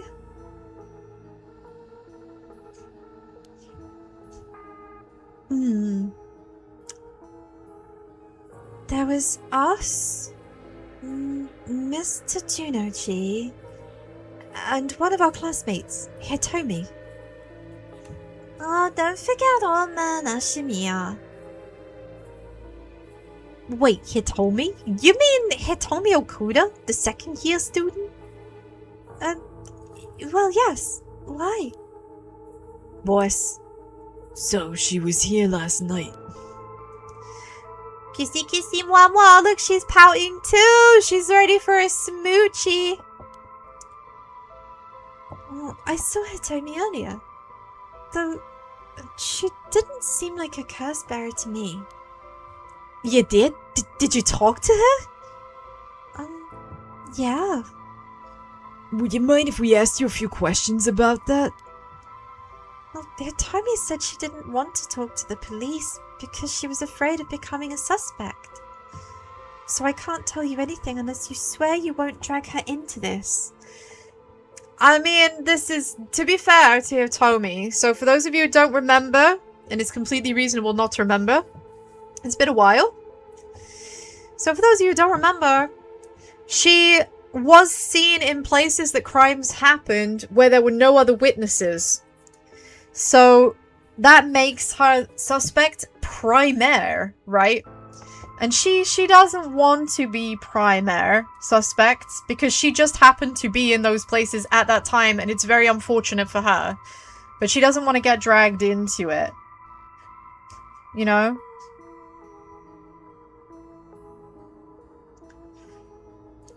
I can't tell you anything unless you promise. I see. Don't worry. This is about a different matter. A different matter? You mean about that police officer, Mr. Yoshimi? You know about that? Did Hitomi say something about him? Yes, she did, actually. She did, so rather than leave us on a cliffhanger, could we maybe mention that piece of information? That seems pretty pertinent right now. Hitomi did say that Mr. Yoshimi entrusted her with something. He did? Well, what? What was it? Just a reminder that Ario and Yoshimi were buddies. They were in the same class together at cop school, at the police academy, whatever it's called. So he cares quite deeply about this case. This is personal to him, you know. It is intense. There is a lot. There is a lot. This game I thought was just going to be kind of like a slightly spooky investigation game, and it turns out that it's actually pretty heavy. It's pretty heavy, and there's a lot more jump scares than I was ever prepared to get involved in. Is this a big reveal moment? I mean, this is a moment when a lot of threads that we've seen between these two parties are finally coming together. But we haven't got the threads between the police and the other two yet, right? And their threads are just as important. Everybody in this story is interconnected in some way. I don't know just how, completely yet, but we have been joining the dots as we've been going along, which is very cool. It's really nice being able to see it all come together, I have to say. Yoshimi gave her a talisman? Yes. Apparently he also asked her to look for another one just like it. One that Michio had. What kind of talismans could they be? Boss? Doesn't ring a bell. But if Yoshimi was talking about him with his dying breath, it must have been pretty important. Did they find a talisman on Michio where her body was found? Kissy I'll check, but if they did, Yoshimi would have had plenty of time to retrieve it before he died. Oh, right. You're excited though you don't know the full story. The characters are playing off each other really well. They are! This is a really well written game. The characters are they're really believable. They feel authentic, which I really like. It's not often that you get that in these kind of less talked about visual novel style side projects of Square Enix's, collective label. So it's cool to actually see. There is this one, and there's also a more recent Paranormasight game, which is called like the Case of the Mermaid or something. And I might play that in future if we enjoyed this enough, Bleaties. I'm gonna wait for your feedback when we're done completing the game. Would you consider giving us Hitomi's contact information? I'd like to talk to her about this talisman. Oh, well, I'm not sure. She never opened up to anyone except Mr. Yoshimi. I'm no good, huh? I was friends with Yoshimi, though. You don't seem like too bad of a guy. Not for a scary cop. But I doubt that'll be enough for her. She really doesn't want to end up becoming a suspect.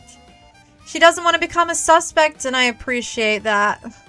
You know, she's a young girl who's already, having a bad time because, just a reminder, her and Mio, the girl that, is looking like suspect at the moment, and Mio, the girl here with the star-shaped hairpin, are already acquainted because Mio had to exorcise her. That's right, she had to exorcise her. She was possessed by a spirit. So, yeah, weird way to get to make friends, but, to each their own. To be honest, she was even a bit wary of us. Well then. Do you think she talked to Yoshimi's fiancé? Haven't they met before? Oh, they have. She told us about that. Yes, she might be willing to talk to her.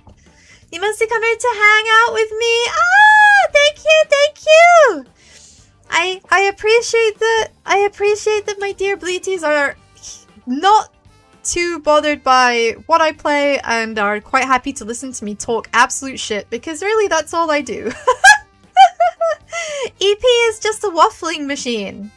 EP is a waffling machine. Amarantia Petronella Sheepy is a living, breathing waffle maker.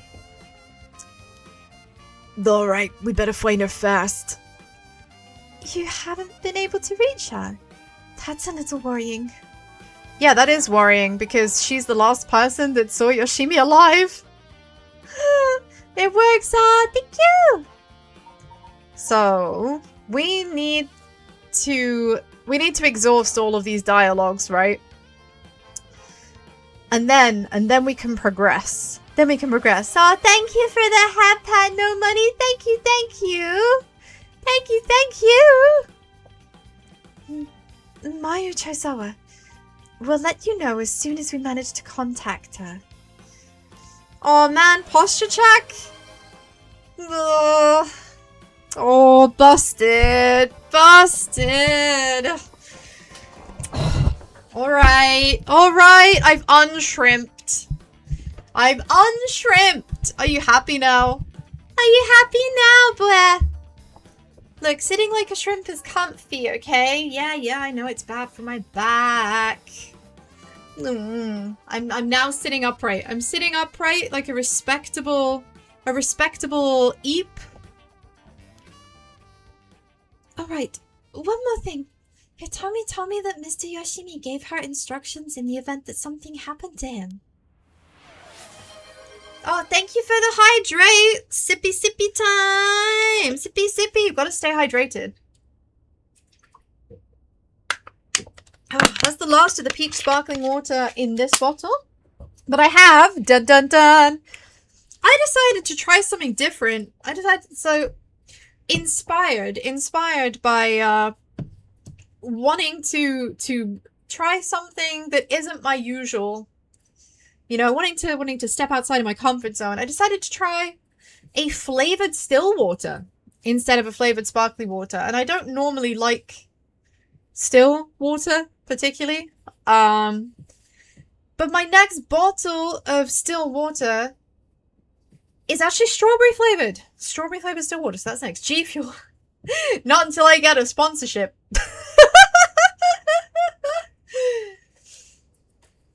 I mean, everyone else who has one gets their own flavor. I want my own flavor. I want my own flavor. If I'm gonna shill for G Fuel, it's gonna be because Eepy gets her own flavor.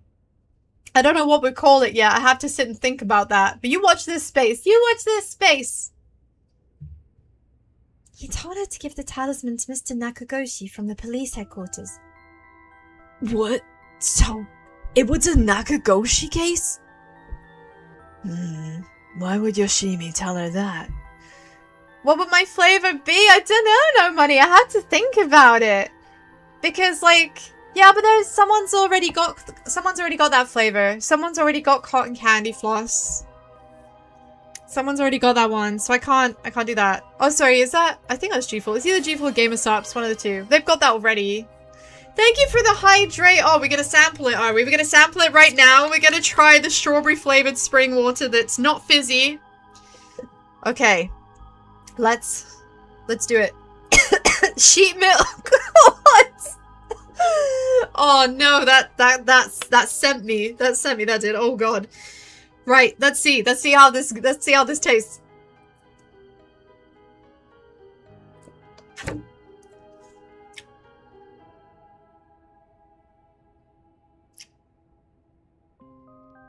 You know what? That's actually not bad. That's actually not bad, Bleaties. No, there's no fizzing. It's still water for a change. That's not bad. Consider the last, like, I don't normally go for flavored still water because it tends to leave a horrible aftertaste in the mouth, right? This was actually pretty solid. Sheepish cotton candy. Have to. Oh man, it's so difficult. It's so difficult. Sheep milk. I mean, what about? Man, there's so many things. There's so many possibilities. Like, because I'm not, you know, I'm 3 apples high, so we could put apple in it somewhere. I'm 3 apples high, and I'm made of candy floss, and sheepy bathwater. That's not something you should be drinking. That's not something you should be drinking.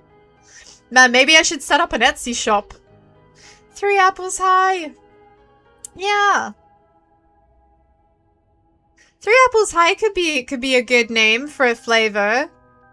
What would it be? Apple and cinnamon, maybe? Like some kind of mulled wine-esque, maybe? Something like that? Oh, I'm gonna have to sit and think about it. Guys, get onto G Fuel. Drop them your suggestions. Tell them they have to sponsor me. Tell them they have to sponsor me. Sheepy bathwater would just be sugar water. It would, because I just melt as soon as I get into the water. See, my biggest nemesis is a raccoon. You know how they clean their food before they eat it? You know they clean their food before they eat it? Eepee's just gonna dissolve. There are different types of apple, yeah? Different apple flavors. I mean, there's a whole bunch of different apple varieties. The raccoon washing the candy floss, like, absolutely kills me. It kills me. Hey, Miles, good to see you. I hope you're having a wonderful day. I hope you're having a wonderful day. I'm good. I'm still recovering from yesterday's very intense birthday stream. You are a G Fuel patron. Have leverage. Submit your petitions to G Fuel. We need to get an Eepee Sheepy 3 apples high flavor on the go.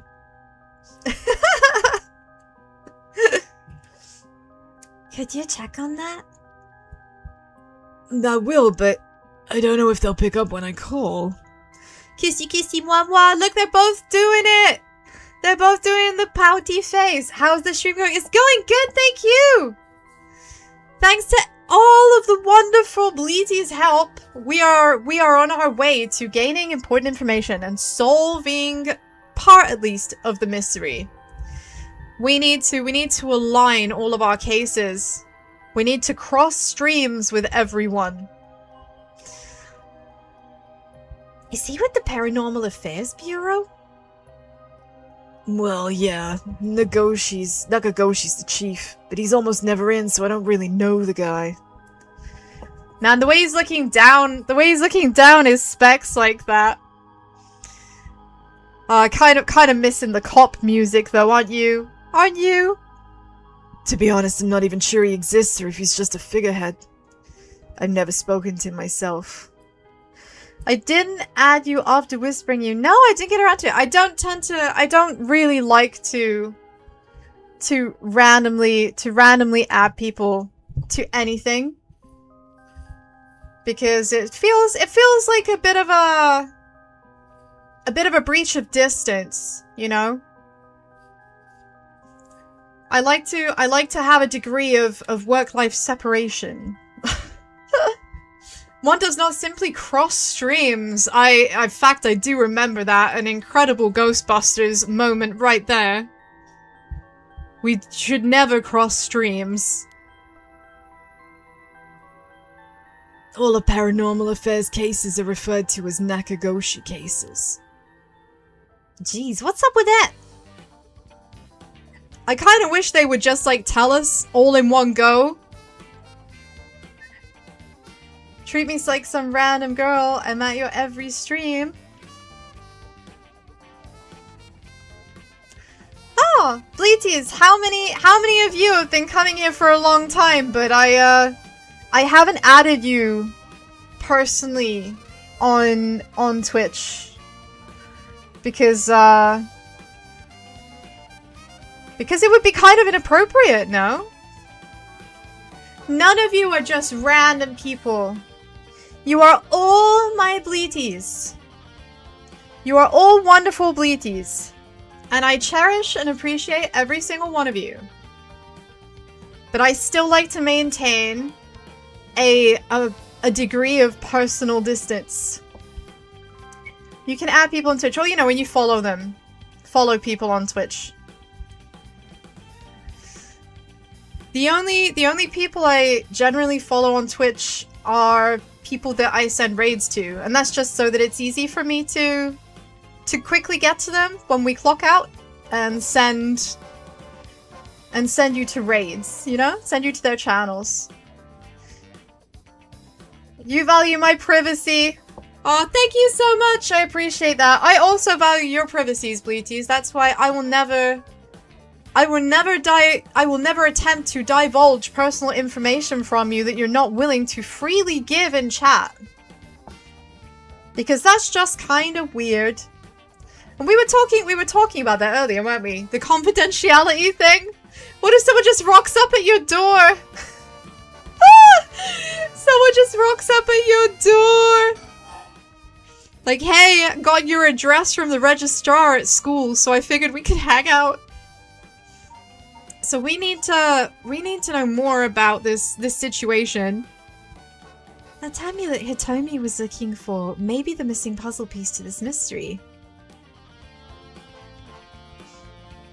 So we need... Okay, good. That we've exhausted that one. So now let's talk about the Feast of Shadows. The Feast of Shadows is what's happened over the past couple of days.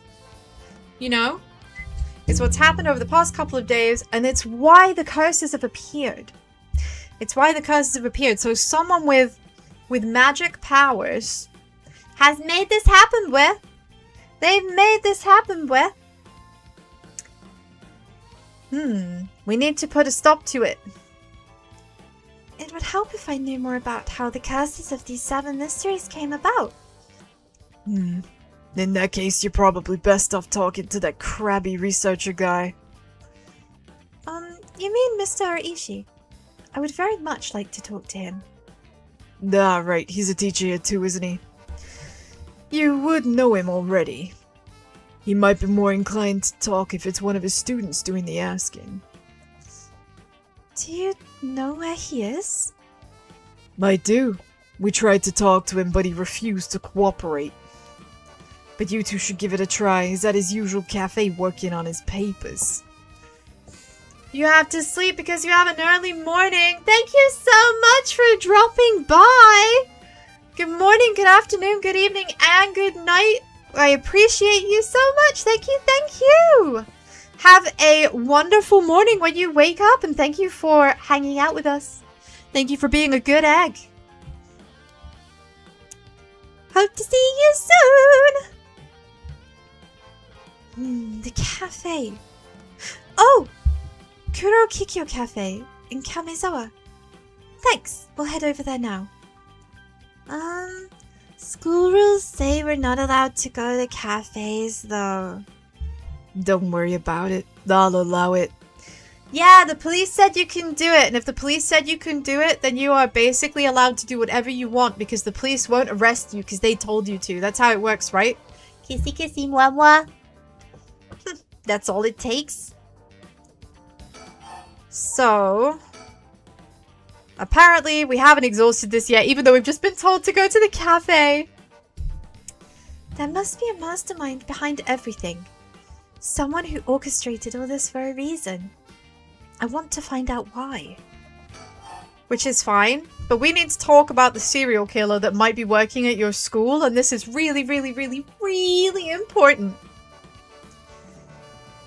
If we're talking about people who were at school last night, there was one more person, though I'm not too clear on the details. There was someone else? Apparently Hitomi actually saw Mr. Junuchi getting cursed and killed last night. What? Talk about some vital information. Like, what she said happened was... At least we don't have to listen to that again. At least we don't have to listen to that. That was a very, very long conversation that's just been cut short, and I'm very grateful. Long story short, the dude was walking across the schoolyard and he dropped dead. That's all that matters. Michio was the one who killed Mr. Junuchi? Are you sure it was really Michio that she saw? Well, that's what she told me. I wasn't there. Must have been there. There's another curse bearer here last night. Junuchi was killed by a curse, so someone had to have been there, whether it was Michio or not. Kissy kissy moi moi. Damn, boss. Do you think it really could have been Michio's ghost? I don't just think it could have been Michio's ghost. I'm confident it was Michio's ghost. I mean, based on what we've heard, she does have plenty of reasons to be vengeful. Ugh, calm down. Just because the paranormal exists doesn't mean everything is possible. Junuchi is dead. Honda's about to catch a charge. Absolutely. Sorry, Tristan. He is in big trouble. What's with his lips? I know they keep making these pouty faces. Every time they make a pouty face, I have to acknowledge it. I have to acknowledge it. It's become the law. It's become the law, Bleaties. And if you want to, you're welcome. You're welcome to moi moi along with me. It's still possible that Nejima was behind Junuchi's death. But what about Hitomi's story? Yeah, what about Hitomi's story? About this janitor. Ashimiya, was it? How old is he?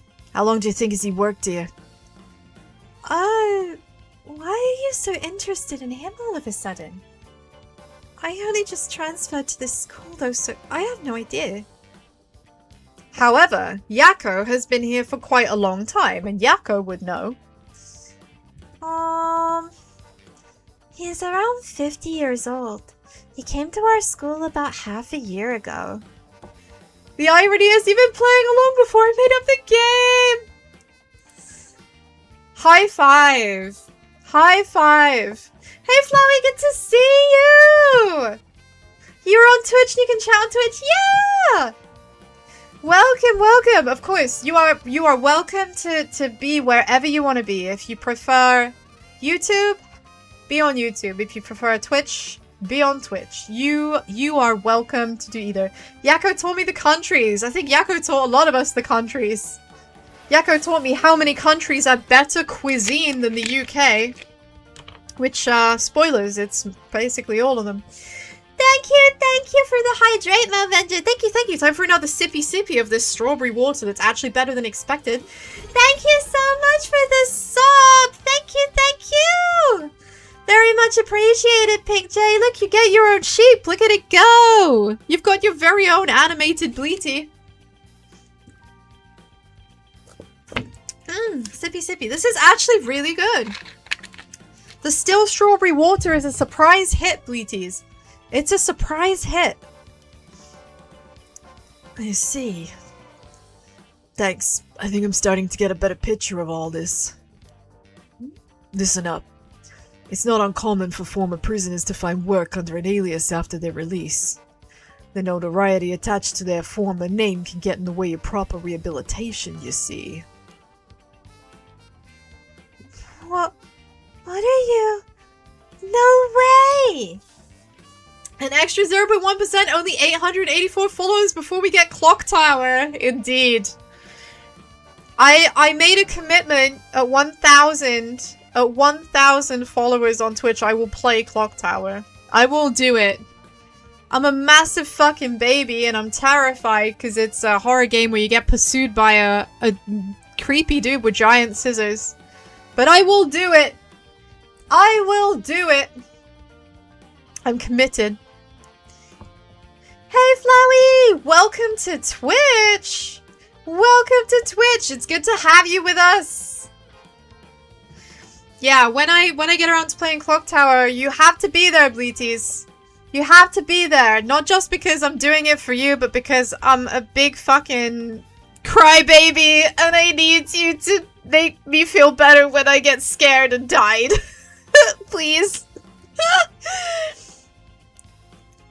There we go. If the officers apprehended the janitor. He worked the night shift, so he might still be in the overnight room. Yeah, right away. Wow, are we actually seriously gonna arrest him? Damn, okay. Oh no. Oh no, Bleaties, he's onto us. You'll be playing in the morning, though? It's never the morning for me. No, for me it's the afternoon. My streams are at 12. They start at 12 o'clock UK time. So at least it will be the daytime, which is good. But even playing in the daytime, I'm still a massive baby, and it still makes me jump. I mean, this game is not this game I'm playing right now, Bleaties. This game I'm playing right now is not supposed to be that scary. But I have been jump scared at least a dozen times. At least a dozen times. By things that aren't even meant to be scary. And if this is completely true. Like when we're done, I'm gonna see if I can with the next amount of donations that I get coming through from Twitch when it finally happens. I'm gonna commit that money to paying someone who is a better video editor than I am. Because I'm still learning. I'm gonna pay someone who knows what to do. To go through and compile to put together a compilation of every single time I jumped in this game. And half of the time, it's over nothing good. Not me noticing we have more fans on YouTube. Yeah, I do! And it's all thanks to you guys. It's all thanks to you guys. It's always scary with Sheepy. No, Space. I don't want to always be scary. But it's good to see you, Space. I hope you're having a wonderful day. Welcome back. It's good to see you. It's good to see you. So we're in real shit now, Bleaties. We're in real shit now because the guy that we suspect of being the serial killer has done a runner. He's done a runner. We are in big bad hot water. You love sheep screams? Oh god. Well, if you love sheep screams, continue tuning in because there are going to be plenty of them. There are going to be plenty of them because I am an astronomical baby. I am an astronomical baby. Oh dear. They've been looking to question Ashimiya too, but I couldn't find him anywhere. Oh, the creepy EB streams are your favorite. Oh, thanks. I'm glad you like them. Thank you for the head pat pic, Jay. I very much appreciate it. Thank you, thank you. I need all the head pats to keep me brave. Oh god. So the serial killer is fucked off. We've got to find him. You're more of a baby than me? It's not possible. It's not possible. It's not possible. I'm a big scaredy cat. I'm a big scaredy cat. Which is funny because EP has sisters, right? Some of you might remember EP's talked about EP siblings before. Well, EP has sisters. And one of them is a big horror fan. One of them is a big horror fan. And like, I just don't understand. She laughs. She laughs at horror films. She never gets scared of them. She sits and like the scariest shit will happen and she'll just laugh her ass off. I don't know how she does it. I don't know how her brain is wired that it's not scary to her in the slightest. It's like comedy. She's laughing like it's a stand-up show, you know? And I'm bamboozled. I don't get it. I'm hiding behind the sofa. I'm hiding behind the sofa, covering my ears because I'm so afraid. That all but confirms it. One more thing to check. Are there any photos of this Ashimiya? The old man seriously hated getting his picture taken. He'd always avoid it. Well, that's a bit sussy. Overexposure? You suffer from the same thing? No way. You've seen it too much. You've seen it too much and now it's just not scary. Damn. Why hasn't that happened to me? I want that to happen to me. I can't seem to get overexposed because any exposure just makes me hide immediately. Help, I'm stupid. Too many horror games and horror movies. Yeah, it's like Silent Hill, right? I really want to be able to play Silent Hill, but I just can't bring myself to do it. I had a horrible experience when I was younger where I decided in my infinite wisdom to try playing Silent Hill, like, by myself at night one time. It was about, like, fucking 1 in the morning or something, and I couldn't sleep, and I was like, do you know what?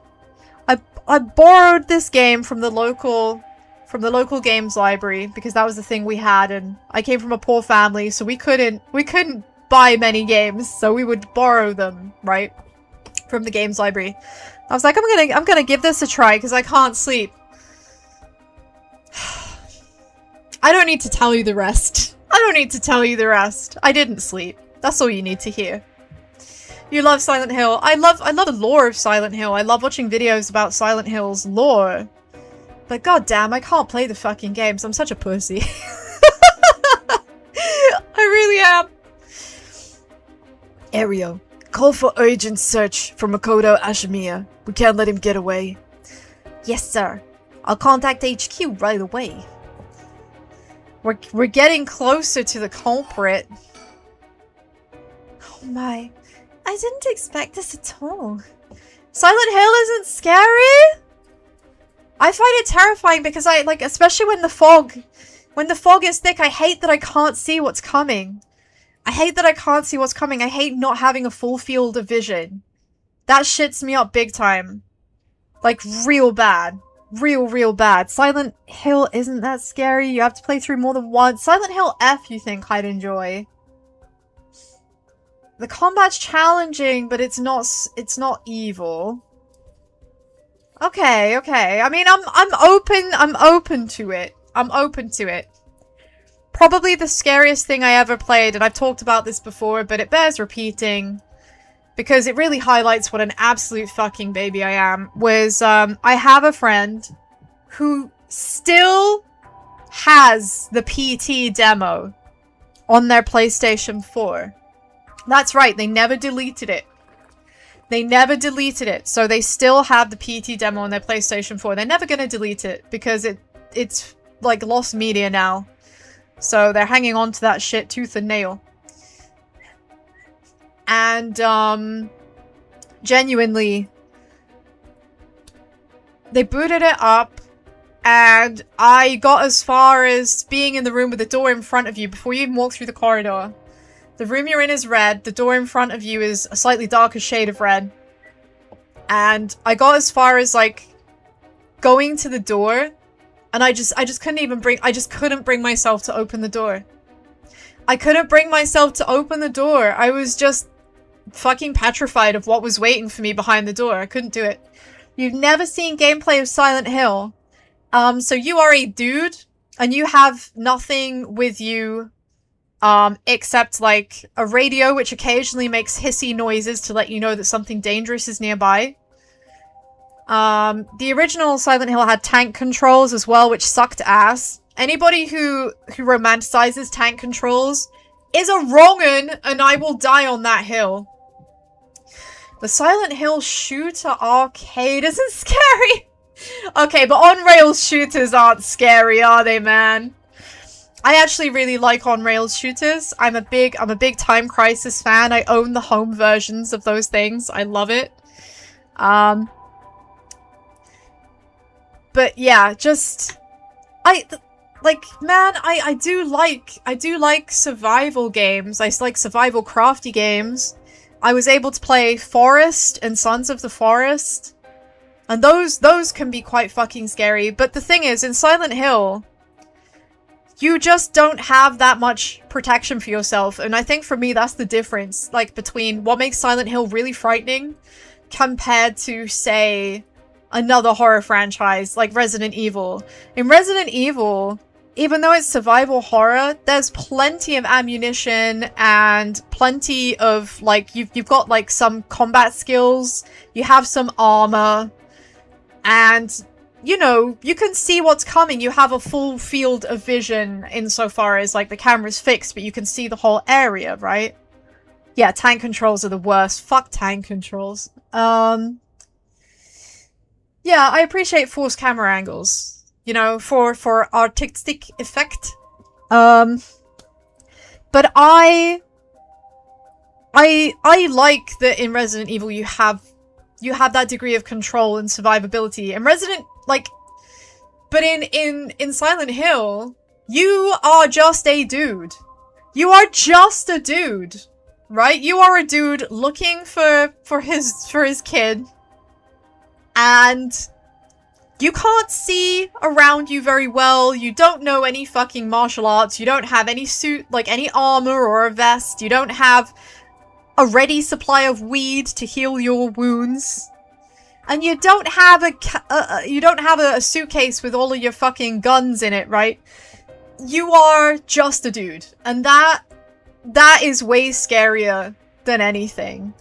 On the lower difficulty, Silent Hill F gives you plenty of time to kill things with. One of the hardest things is running with your weapon. Yeah, absolutely. It slows you down, right? Thank you for the hat, Pat! Thank you! Much appreciated. So yeah, I think that's why for me Silent Hill is, like, so scary compared to, like, all the other horror franchises. I just couldn't. I love the lore of it. Silent Hill 2 especially, like the lore, the music. God, it's great. It's excellent. But I can't play it. I just can't, you know? I tried to play Outlast once. And I lasted about 20 minutes I lasted about 20 minutes before I couldn't deal anymore and I had to put it down. I'm just too much of a baby. I'm just too much of a baby, Bleeties. Oh, thank you. Thank you for your sympathy. I do appreciate it. I do. How come that old man... How could that old man have been some horrible criminal mastermind? I can't believe it. And the curse bearer on top of that? To think he was so close to us this whole time. Ugh, it gives me chills. Basically, killing an enemy is a commitment. Your weapon gets damaged and you die in like 3 hits. Yeah. Yeah, I have heard that the combat is quite unforgiving. But not unfairly unforgiving, right? Not unfairly unforgiving. Outlast is actually quite scary. Outlast is, I shit my pants scary. It is terrifying. I feel more suspense playing Ready or Not than you do horror games. What? I can't deal. I can't deal with suspense. Like, the suspense of horror games kills me. Like, that's what gets me in this game. When the music goes quiet, I'm alert. I am ready. I'm, like, expecting there to be a jump scare because as soon as it goes dead quiet, it's the perfect conditions for something to just jump out at me and, like, freak me the fuck out. You know? And I will, because I'm a wimp. I'm a big wimp. A guy like that shouldn't really have been allowed to work at a high school. Yeah, but we already found out he got to work at the high school because he got put in a placement, Bleeties. So the serial killer got put in a placement job. And then the person that was meant to be checking up on him regularly to make sure that he was still doing that job wasn't doing his job and didn't check up. So the guy left that job and came to work here. You play Outlast regularly? You're immune? Holy shit. Actual testicles on this guy. Outlast was your worst enemy because you're directionally challenged. Oh, Pink! So am I, though. I have a horrible sense of direction. In any game that gives you, like, free traversal, I'm very, very much more likely to run in a circle. Because I'm stupid, and I have absolutely no head for where I am and where I have been. This true and real fact about EP. Zero sense of direction. I literally use fucking sat nav on my phone. I use sat nav. I use Google Maps just to go to the shops because I'm afraid I'm gonna take the wrong turn.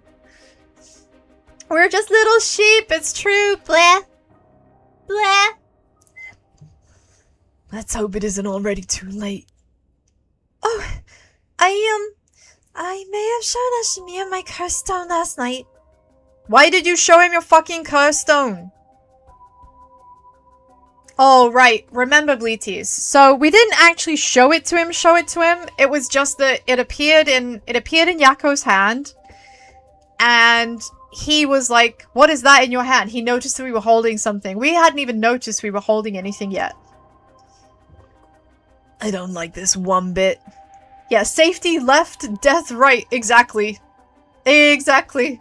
That's a sense of direction I am desperately missing. Oh man, not to mention the camera battery going out. Oh no. Oh no. My heart rate. Nejima did say he wasn't specifically targeting curse bearers, but I'm glad nothing happened to you. Wait, but then...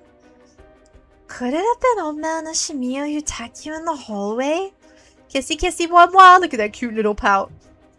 I almost told him that you were still in the building too. What? You did? Yikes. Good thing I didn't say anything. You might have gotten very lucky there, kid.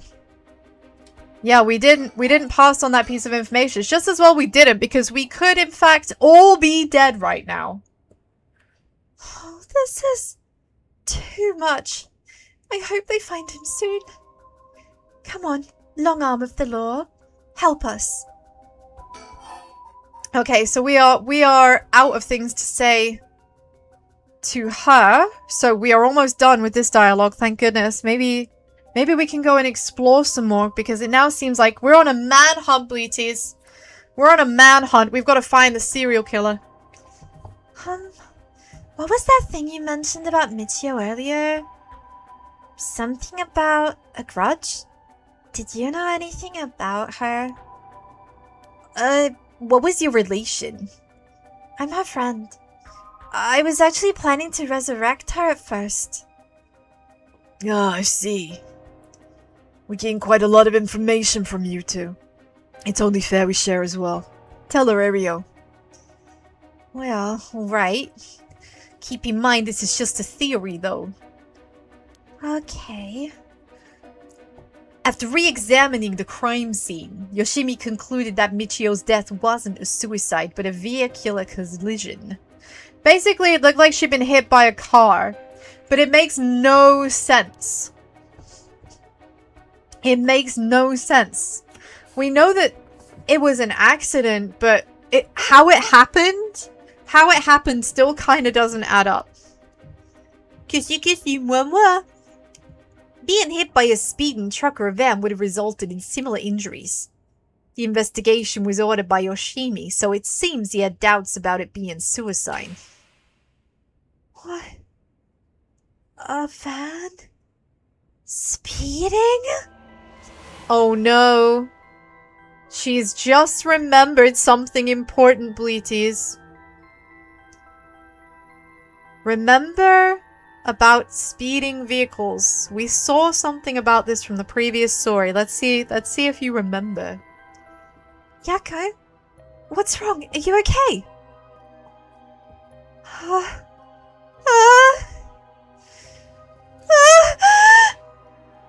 She remembers. She remembers. Oh, Bleaties. Oh, Bleaties. It's not even foreshadowing. It's post-shadowing. This was something that Yako remembers from really early on in the story. Yako?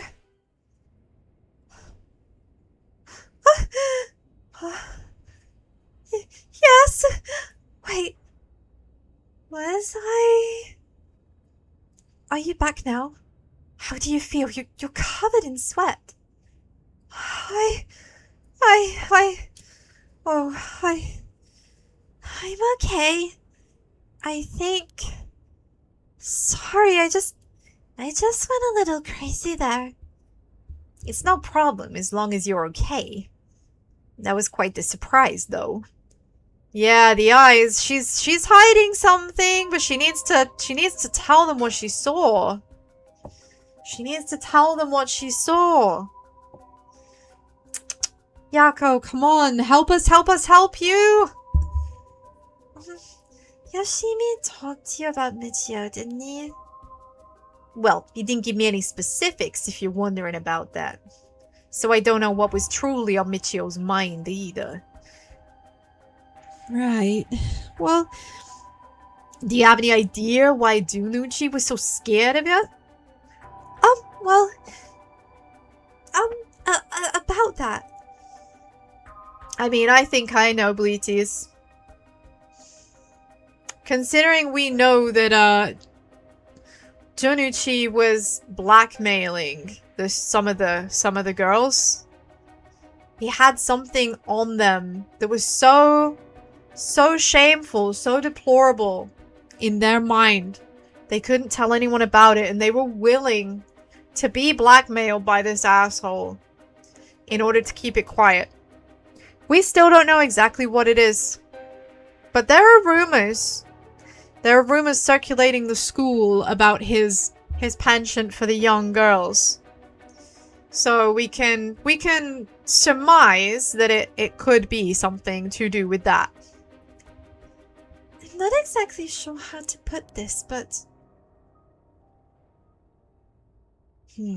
I see. Well, I half expected it was something like that. Thanks for telling me. Sorry, it's hard to explain. I wonder what he got his hands on to be able to blackmail her like that. So, yeah, she just explained the whole blackmailing story to him. Cultist sacrifice? What, you think she was a cultist? Oh, you have to go. Thanks for coming by. And thanks for joining Twitch for us. We're happy to have you here. Thank you, thank you. Continue to be a good egg. Have we exhausted all the dialogue? Not yet, apparently. Michio, what happened? What do you think, Ario? Bit of a coincidence? Coincidence?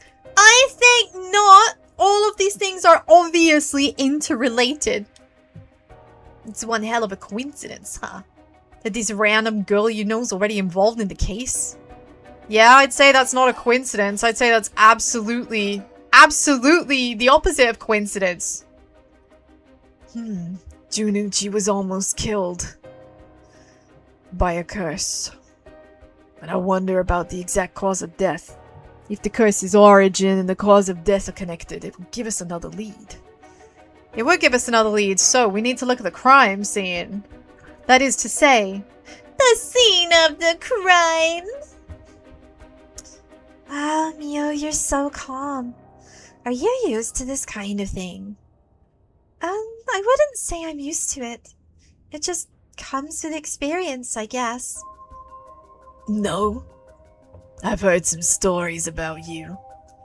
Didn't you investigate a gruesome scene where someone had been killed by a paranormal attack without even breaking a sweat? Stop it, Mr. Susumi. She's going to get the wrong idea.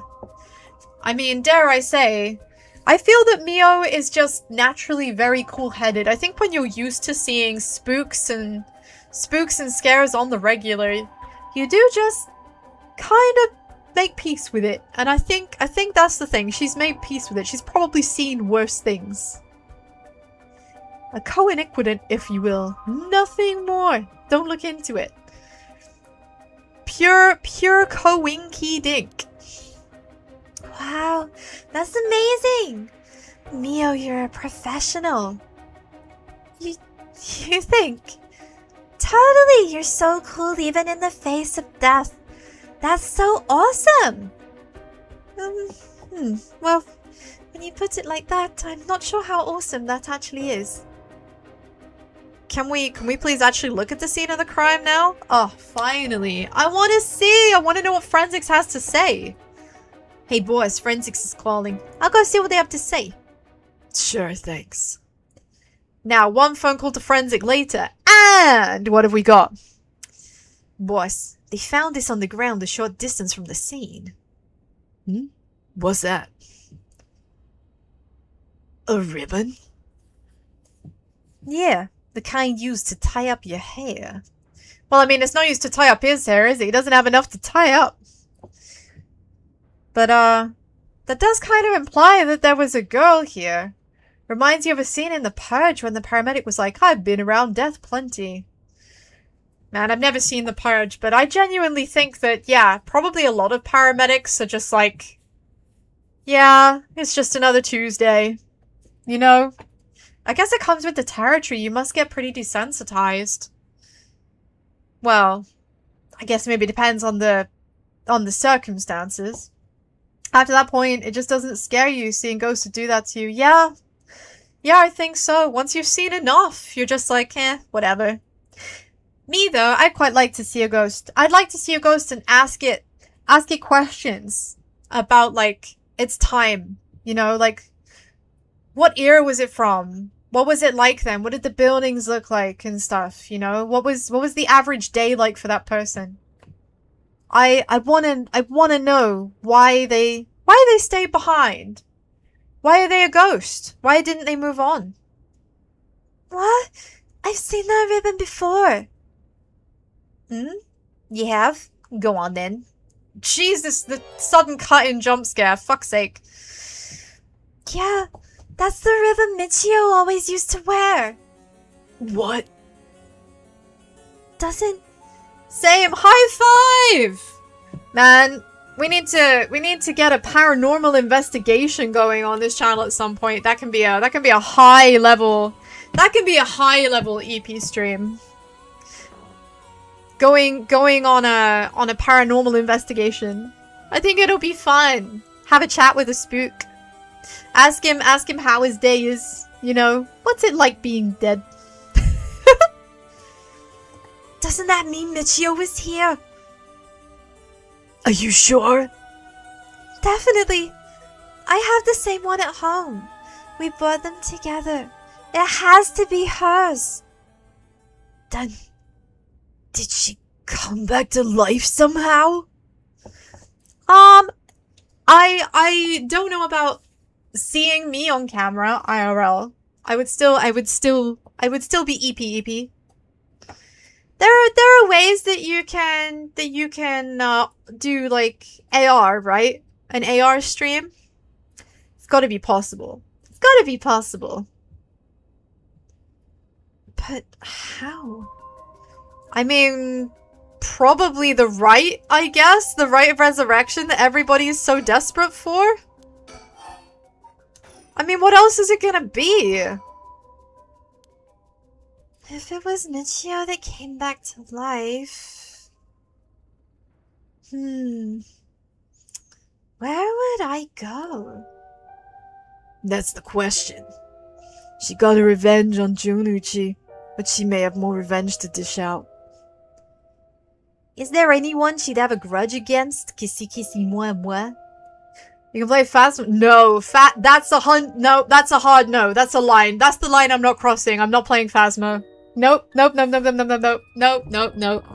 That's the line. That's the line. I'll do Clock Tower at 1,000 and I'll do Five Nights at 10,000. But I'm absolutely not doing Phasma. Nope. That's where I draw the line. Why not? Because I'm too much of a baby for that game. I'm genuinely too much of a baby for that game. I can't deal with it. I remember trying once. I did once try to play Phasmophobia. Once. And I got stuck in a locker. I got stuck in a locker with the monster behind the door and I couldn't get out. It wouldn't leave me alone. And I couldn't escape. And I just, you know, that was when I knew for sure this is not a game for EP. This is not a game for EP. You go ghost hunting IRL, but you draw the line of fictional ghosts. It's different. At least, like, I don't know, there's something... Maybe I'm not as afraid. I'm not as afraid of real ghosts somehow. I'm just not as afraid of them. Like, there is a place in the southwest that I'd been to on a family day. I talked about this before. Sorry, I'm thinking of Amnesia. Yes, that's right. Sorry, Amnesia. Yes, it was Amnesia. Well spotted. Thank you for correcting me. Yeah, so I played Amnesia once and was like, no. That scared me so much. That scared me so much. And then seeing people play Phasmo and it feels like very fucking similar. I can't deal with the idea of it. But somehow I think that's what it is. It's the idea of it is worse. The idea of it is worse. Like, real ghosts somehow aren't as scary. So I think I mentioned this before. But there's a place that my family went to for a day out once in the southwest. And it's like haunted. A haunted house. Famously is haunted.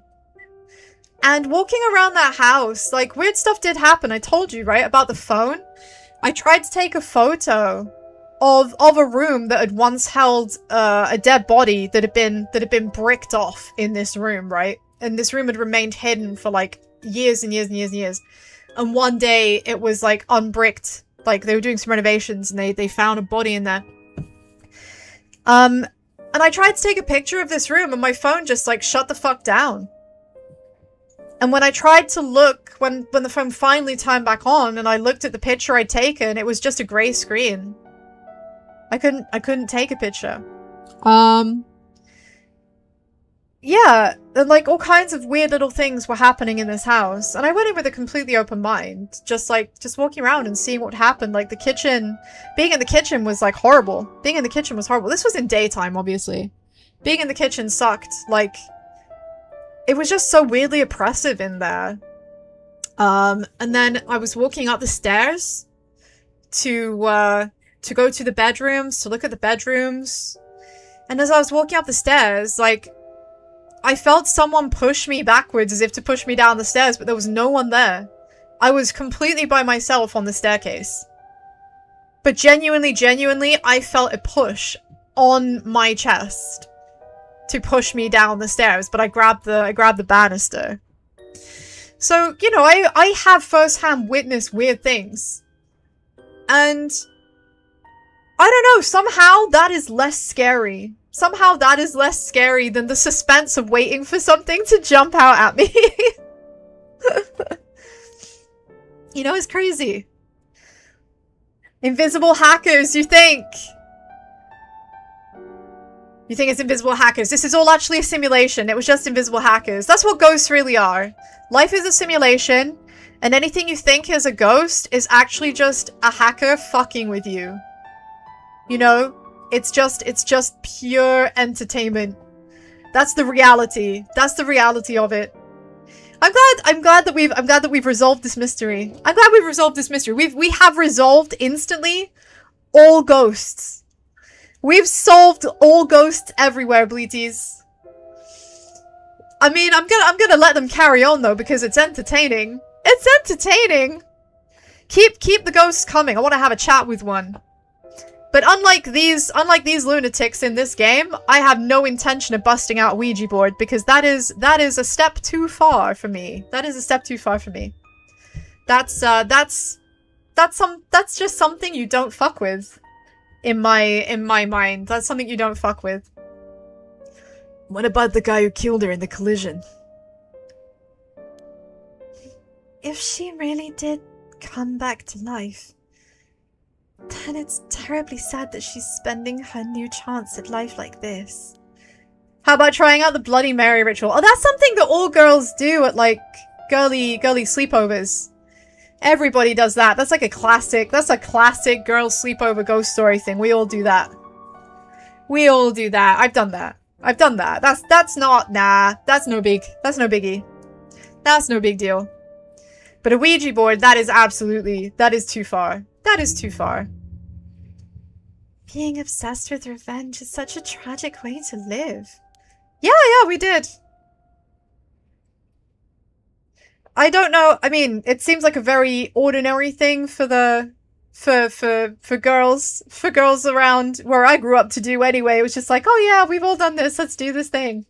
You know, it was just a way to sketch each other out. You know, to get people's blood pumping. It kept you awake. I mean, a girl's sleepover is the biggest misnomer ever, because you don't do any actual sleeping. You just stay up all night telling ghost stories and talking about crushes and makeup routines and all kind, you know, that kind of stuff. Nobody actually sleeps. Nobody actually sleeps.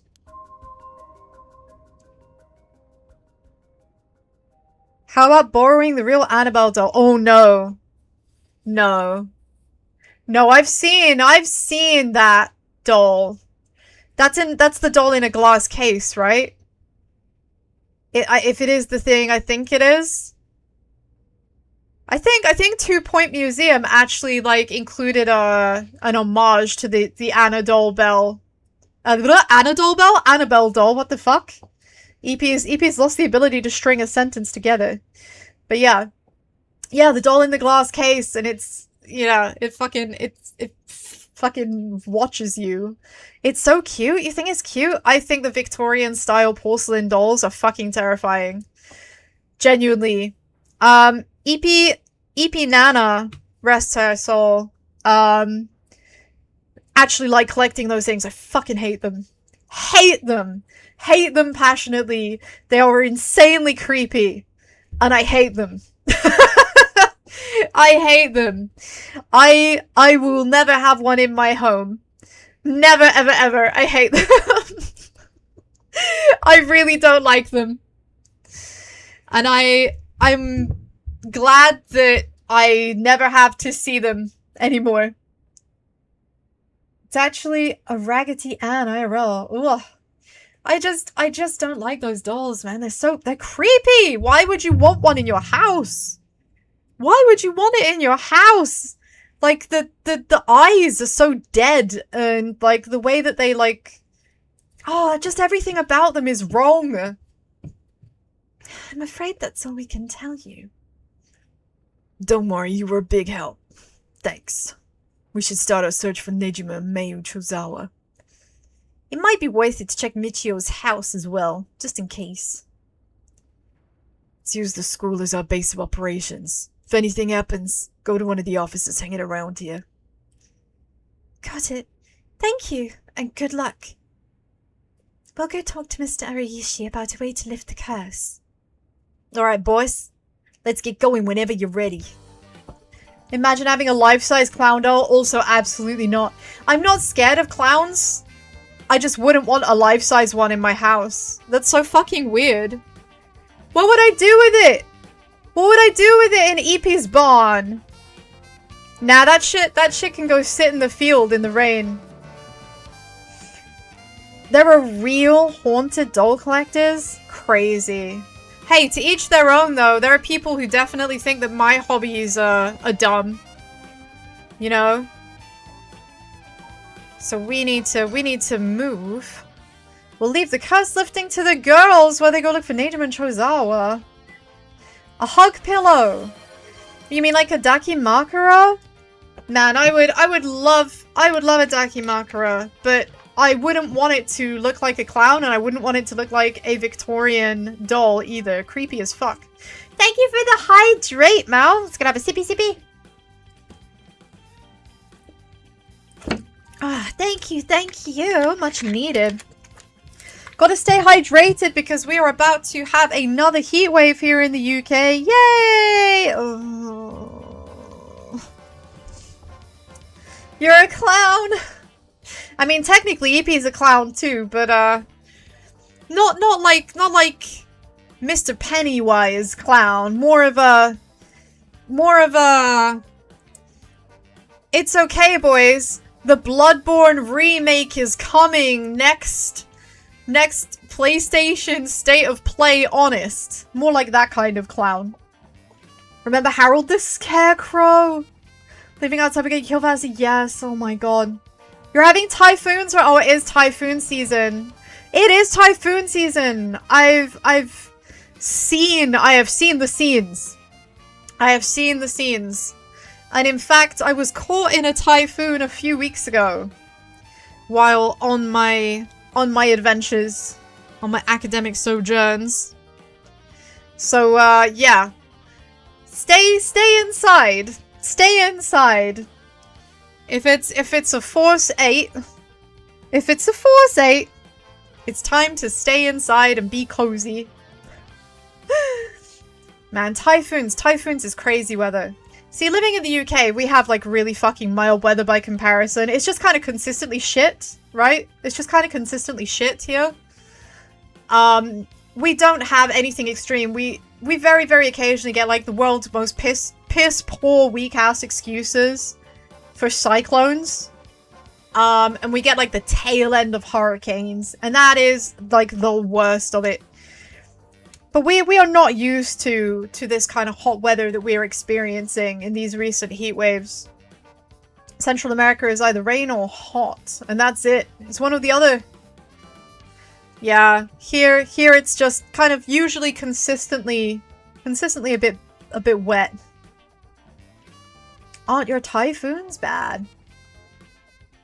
Are you asking me or Dragon? Dipom-pom. So like a tornado is a cyclone. Sorry, I said cyclone, didn't I? Yeah. We very rarely have like piss embarrassing tiny cyclones. But that's like the worst of it. Maybe a few roof tiles come apart. We can, like, when we get the tail end of hurricanes that have, like, they're done doing whatever they were doing over America, and they've spun around on their heels and they've come to the UK to kind of die. Yeah, occasionally they can be a bit rough. They'll drop a few trees and maybe like blow a few sheds out of people's gardens. But it's very fucking rare that people die, you know, in these kinds of weather events. It's not nearly as extreme as the weather that like happens in more exotic climates, right? It's very mild. It's very mild. It's pretty chill. Well, we won't get anything done staying here, so we need to move on. Oh. Ah, we have 2 new story branches. We have 2 new story branches. We can either carry on with this, so we can go and investigate the teacher. The question is, Bleaties, where do we want to go? Do we want to carry on with Harue's story next? Or do we want to carry on with Yako's story next? Because there is not much time left. I've just noticed this at the top, actually. It tells you what time of day these story parts are happening, which is a nice touch. I didn't catch that before. So either we can investigate Arashiyama.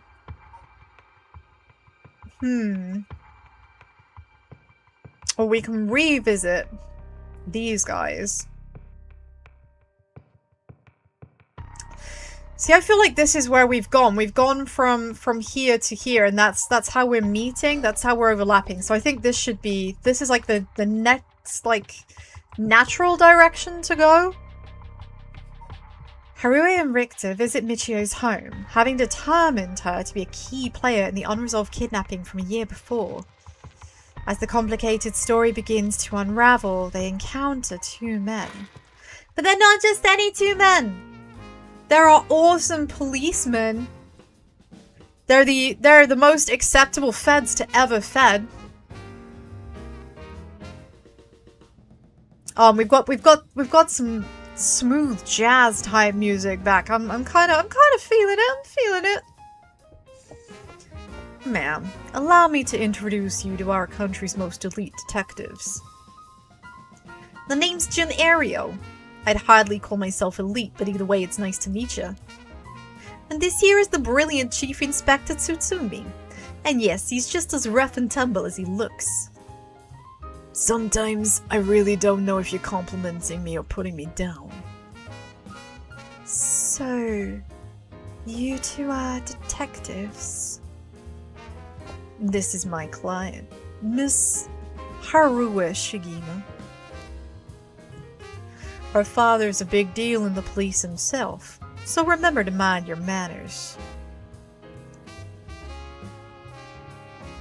So, he at least doesn't seem to know him, but the look on his face makes me think he does know.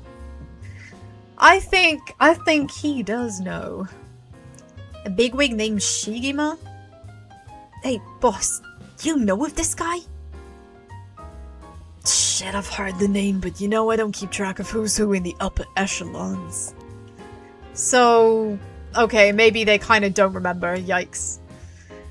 It's not important. It's not important anyway. Just carry on with your investigating, gentlemen. I'm sure it's not going to be important at any point. The fact that her father is the chief of the police. We'll just ignore that. There's no need to worry. I am my own person after all, and my father has nothing to do with any of this. Oh, did you hear that, boss? Looks like you're getting off easy again this time. Don't make it sound like I'm involved in some shady business. It ain't like that. You both seem rather jovial despite being detectives. How rare. All of the police officers I've met have always been so... well... dull. Well, you won't find any dull cops here. We'll round up all your criminals with a smile. That's our motto. How lovely. Keep it up. Harue's not very impressed, is she? She's not easily impressed by, well, by anything, actually. Just hold on a second. This is the first I'm hearing of that. Well, you're right about them not being your typical detectives. They are not typical detectives. Are there any other stickers? We found a sticker last time, didn't we? Yeah, there's a sticker! You're calling it now. She did it. You don't know what it is, but she did it. I mean, that would be a pretty amazing twist after all of the insane amount of effort that she's gone to all of these years to investigate her son's kidnapping and murder. But it's not impossible. That would be a hell of a twist. I'd be down for that twist. Oh, damn, there was one here? Lucky. That's 12, the Royal King Penguin. Oh, that's so. Yes, our man here is a big fan of these delinquent birds, apparently. Mockingbird number 12 discovered.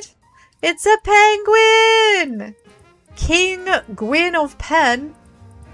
The Royal King Penguin. Look at him. Look at him! What a fine specimen. I love him. I love him. Oh, we've had a good look around. I thought we might cause trouble standing in the middle of the street talking like this, but so far, we haven't drawn any attention. Then again, that might just be because nobody wants to get involved with the case. Man, this music is so... It makes me think of like a jazz bar. I feel like I need to get myself like an apple sour or something. You know? I guess knowing how to deal with the cops is also part of an investigator's job. Not quite. The two of us used to be comrades is all.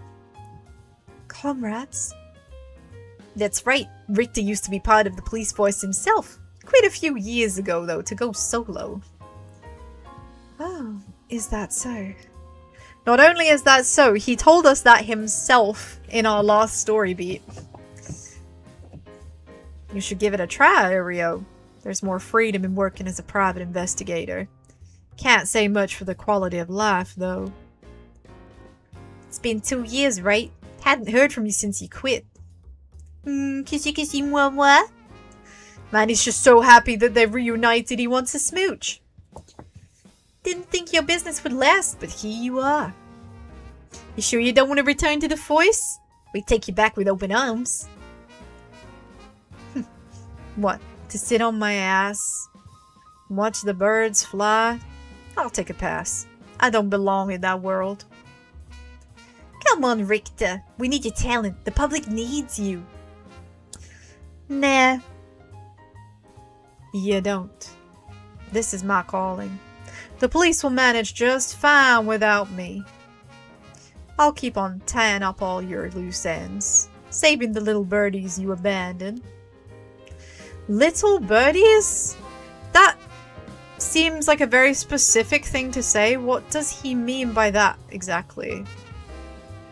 Well, we should probably start by talking to Ario. What brings you here, Richter? You on a case?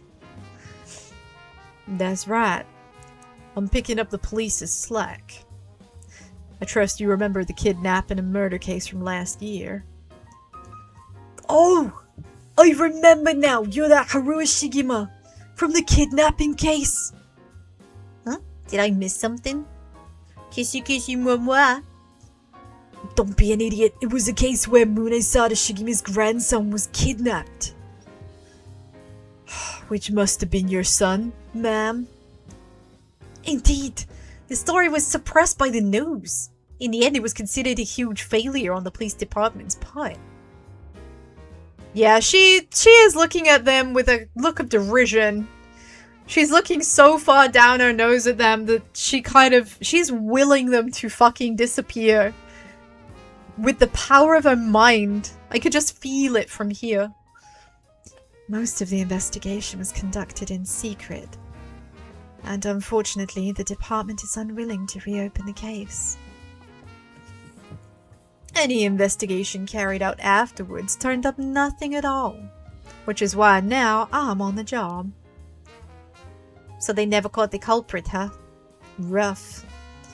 So your findings have brought you to this place then? That's right.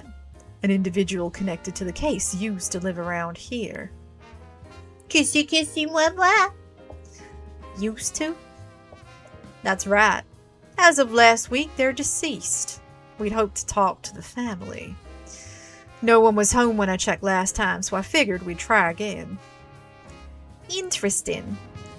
At what point are we gonna finally discuss exactly who it was and realize that we're looking for the same people? Doesn't look good on the police to be mishandling cases like these. If there really was a culprit, it should be our responsibility to bring him to justice. Well, I do consider the police my people. So you consider the blame to be shared. You've got a stern side as well, I see. Ah, okay, we've exhausted his dialogue, so now I guess we need to go to Boss Man to resolve this embarrassing moment, I guess? Awkward moment. This is the lady whose case we mishandled so hard that it was suppressed by local news outlets. That's how you know you fucking goofed. By the way, ma'am, this might be sudden, but there's something I'd like to confirm with you. And that is? Do you happen to know anything about the 7 mysteries of HONJO? Well, as a matter of fact, she does. Sorry, Chief, but that's hardly. With all due respect, investigator, I think my question was addressed to the lady. If you insist. What do you say, ma'am? Can you tell us anything? Well, I guess we should say something. Otherwise it's gonna get incredibly awkward at this point because he can sniff out liars. Remember, if she lies, he can tell. Remember, he's got a curse stone that can spot liars. I've heard of the 7 mysteries, but this talk of curses eludes me. Is that so? Well, sorry for the intrusion. That's a lie and he knows it. That's a lie and he knows it. Kissy kissy mwah mwah. Come to think of it, I heard some things about this area last night. Something about a strange yet conspicuous man dressed in white loitering around. Wait a second. I assume they were talking about you, investigator. Well, I won't argue that I'm strange and conspicuously dressed in white. And as it turns out, I was here last night conducting my investigation. Oh, the JoJo pose is out. He's got some real shit to share now. Did you run into any strange? Anything out of the ordinary, maybe? Out of the ordinary. I guess I did observe a few suspicious characters. You were asking about curses just now. Why would a public servant be interested in the occult? Boss, Richter's a smart man. He can help us if we tell him what we know. We should work together. We should work together. Victor is a smart man, Bleaties. Right? He's the smartest smarty. Can't promise I'll be of any help to you, but I'm interested in hearing what you gotta say. Something happening in HONJO, ain't there? Must be something if they've got your head office guys covering it. Well, I guess it's alright. Desperate times call for desperate measures. Thanks, boss. Listen closely to what we're about to say, Richter. And now we've just told him absolutely everything. And I guess it's gonna get real awkward. So by using curses to commit murders, these people collect soul dregs to perform the rite of resurrection. And these curse stones are somehow connected to the 7 mysteries of HONJO. It's a tough story to swallow, but I don't see a reason to doubt you either. Kissy kissy mwah mwah. I can't. Why do they make these faces so often? They just kiss someone already. Oh my god. We figured the strange occurrences happening around here recently connected to the curses. To get the situation under control, we've been searching for the curse bearers to confiscate their curse stones. Do you have any information that might help? Kissy kissy mwah mwah. That's tough. Never expected curses and other mumbo-jumbo to play into all this. But if we're talking shady characters, there was a middle-aged fellow I saw on South Warragasui Street. He had an average build. He was anxious, like he was searching for prey. Kissy kissy mwah mwah. Boss, what do you think? Well, considering the location, it could have been Hideki Araishi. We already got his curse stone. Oh, impressive. You two are working quick. I'm glad that you like the sound effects. I aim to please. I aim to please. Did you see anything else? Not that I can remember. What a shame. He says that's a shame, but I don't think he means it. I don't think he means it. These two are, they're gonna do a very good job. They're gonna do a very good job of solving this. But we are done for today, Bleaties. Time is up! Time is up! Oh, thank you once again for coming and spending your time with me. I'm gonna be back on Wednesday. But Wednesday is Creepy EP. I'm gonna be doing a full run-through of No, I'm Not a Human from the beginning to the end. I'm gonna blitz through it to try and get some things that I missed before. And hopefully we'll get an ending that we haven't seen. Whatever happens, it's gonna be the last time that I play that game. So I hope that you will come and join me. I hope you'll come and join me. Now, sharing is caring, so I'm gonna send you to someone. Gotta send you to someone else. Oh man, what have we got here? Who is live? Who is live right now? Man, there's quite a few people playing this game actually, but most of them are Japanese again. Huh. So instead, I'm gonna send you to Vacuously because she's playing one of my favorite love to hate games, and I hope that you will share the good egg energy with her. I hope that you will have a wonderful rest of your day. I hope you enjoyed the stream, Bleaties. Thank you again for being the bestest good eggs. Go. Let's go learn Japanese. Watch this space. Watch this space. So, Bleaties, I will see you on Wednesday for more No, I'm Not a Human. Until then, continue being the goodest of good eggs. Have an absolutely wonderful rest of your day. And I will see you then. Until then, 12 o'clock on Wednesday. Don't get haunted. Don't get haunted. Bye-bye!